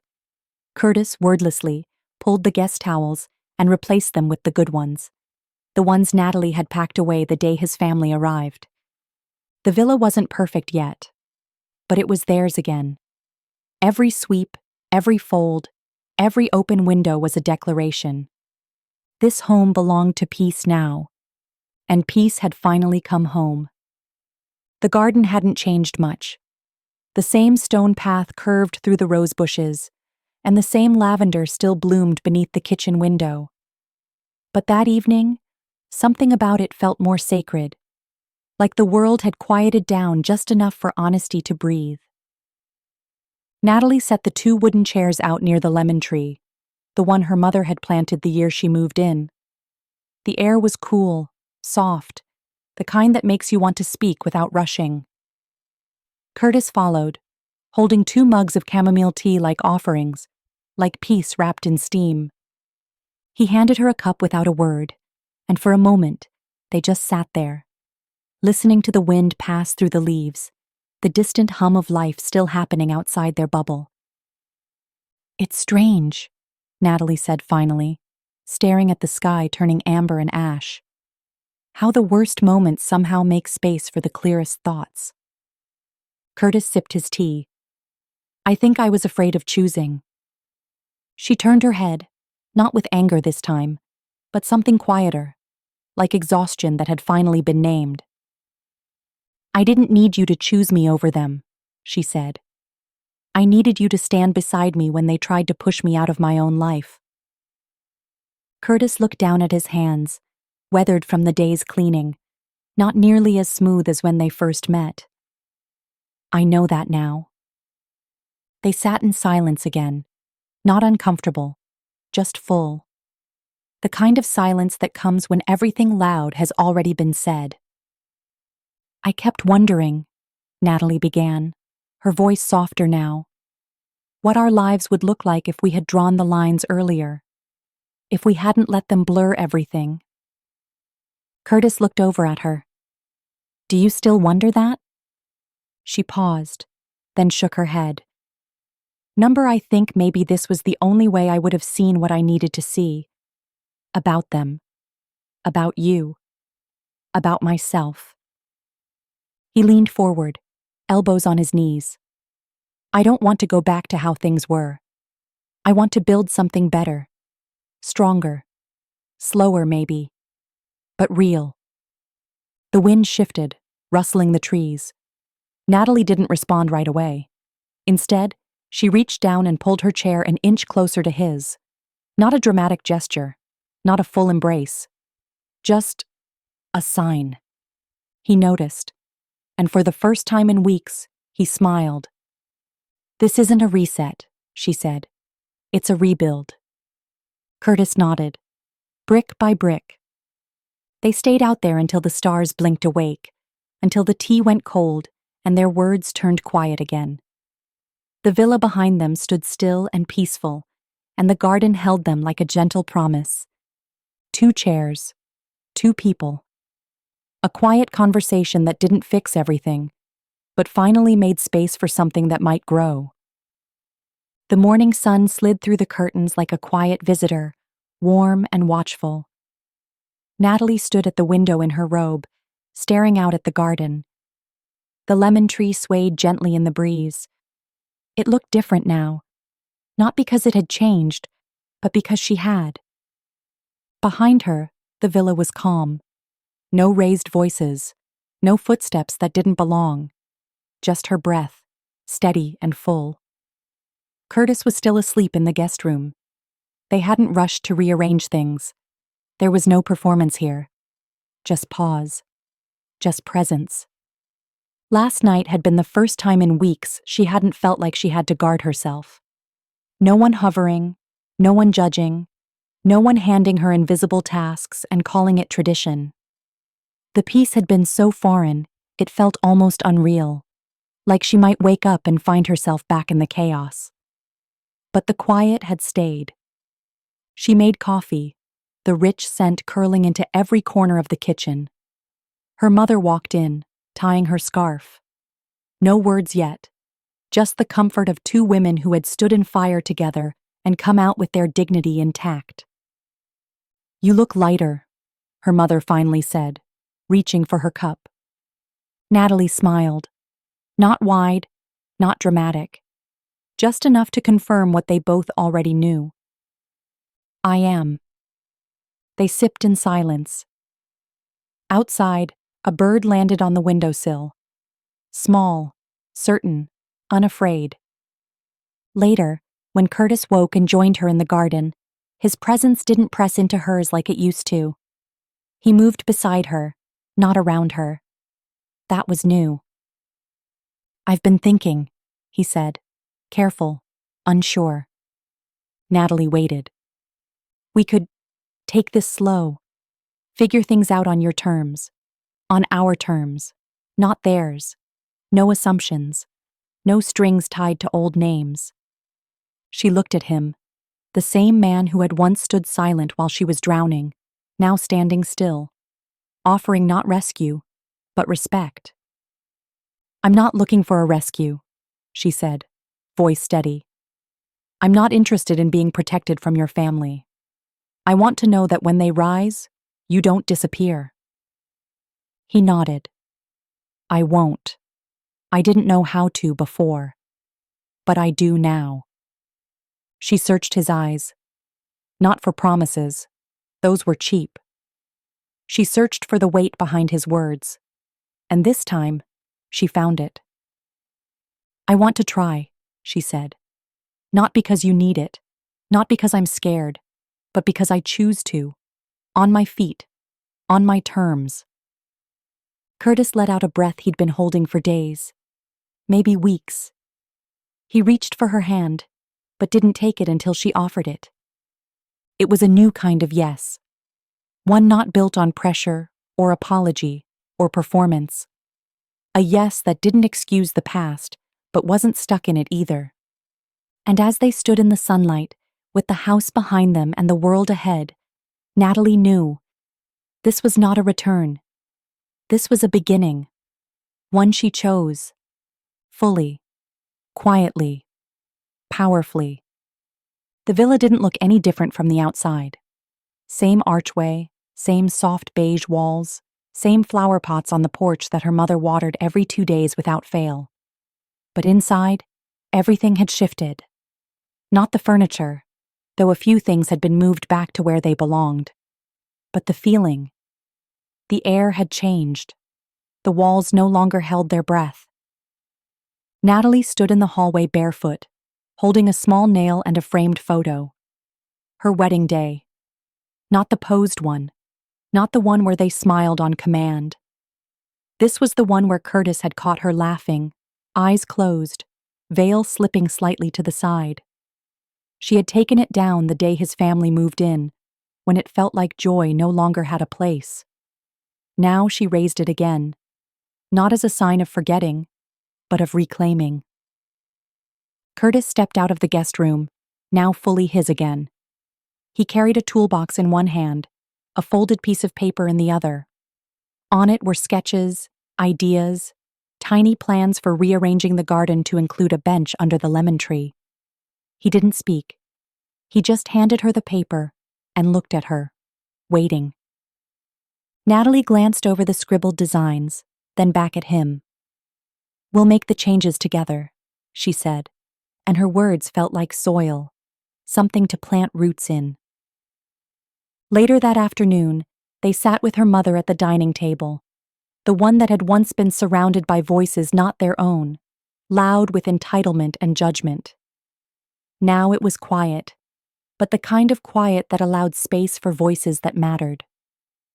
"We need boundaries," Natalie said, not looking at Curtis, but at her mother. "Real ones. This house is ours, our family, and anyone who comes through those doors will follow the tone we set, or they won't stay long." Her mother didn't smile, but something in her shoulders softened. "That's all I ever wanted for you. Not a house, not even peace. Just a spine you'd stand on, no matter who tried to bend it." Curtis listened. He didn't interrupt. And when it was his turn to speak, he did so carefully. "I know I failed when it mattered most. I can't undo that. But I want to spend every day from here proving that I've learned, that I won't vanish the next time things get loud." Natalie looked at him, long and hard. Then she nodded. Not a grand gesture, just a signal. Keep going. The next week passed with slow, intentional decisions. Her mother began handing Natalie the reins, little things at first, then more. Meal planning, guest lists, decisions about renovations. Curtis followed Natalie's lead, checking in, offering, building beside her. Not above, not ahead, beside. The guest room was turned into a study. The spare bedroom was painted a soft green. They put up new curtains, opened more windows. Curtis's family was not banned. They were simply no longer allowed to reshape the space. If they visited, it would be brief, respectful, by invitation only. Their home had rules now, not for control, for clarity, for safety. And this time, Natalie wasn't just the bride with a beautiful dress and uncertain footing. She was the woman with the key in one hand and her voice in the other.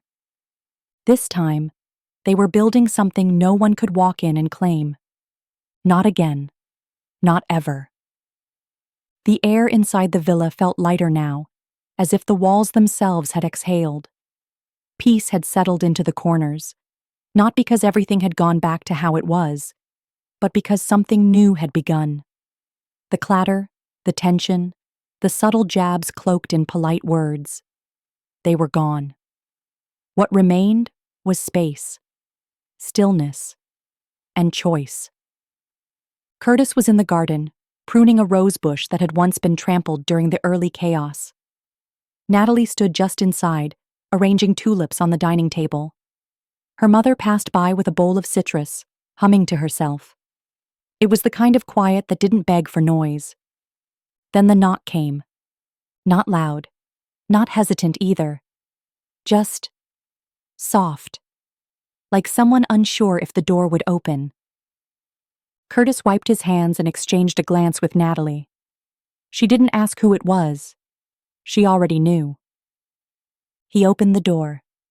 His parents stood on the step, dressed in clothes that looked more formal than necessary, like they didn't know what was expected and had decided to dress for everything.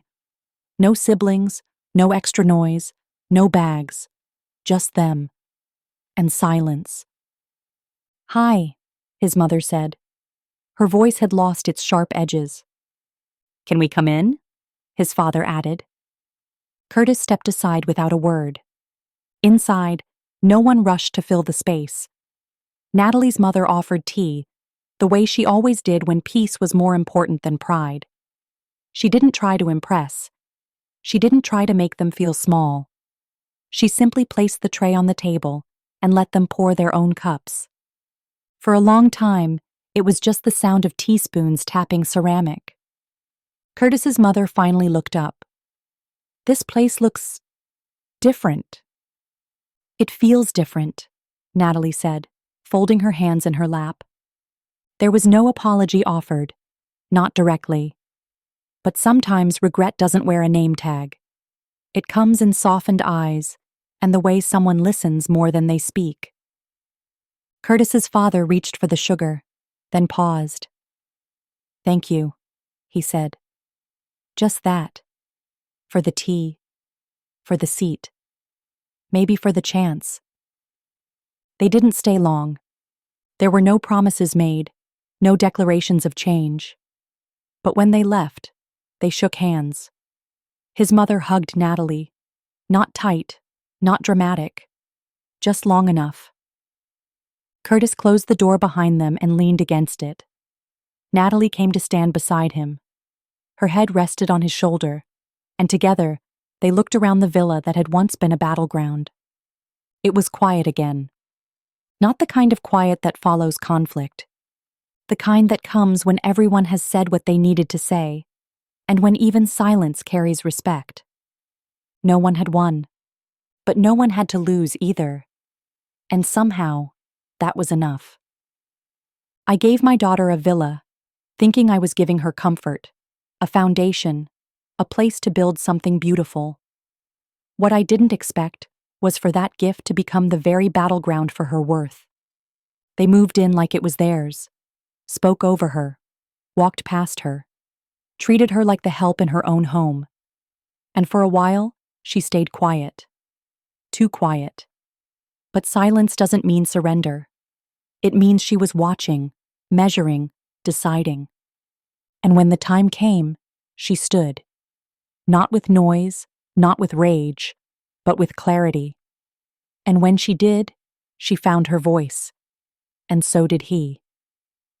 Curtis didn't fight the battles at first. But sometimes the ones worth keeping don't start strong. They grow strong. He saw the lines, finally. And when he chose, he didn't just choose her. He chose to become something better than where he came from. They left. They returned. And the house, our house, became a home again. The in-laws? They learned too. Not through punishment, not through exile, but through absence. Because sometimes the loudest lesson is the door that no longer swings open for you. And when they did return, it wasn't as conquerors, it was as guests. Respect was no longer optional. This wasn't about real estate. It never was. This was about dignity, about knowing your worth and refusing to shrink for anyone, not even family. So yes, I gave my daughter a villa. But what she built within it? That was all hers. And in the end, she didn't just reclaim a home. She reclaimed herself. Not with shouting, not with revenge, but with quiet strength, firm boundaries, and a voice that no longer waited for permission. The villa wasn't the real gift. The real gift was knowing what to keep, what to release, and who to become when the storm clears.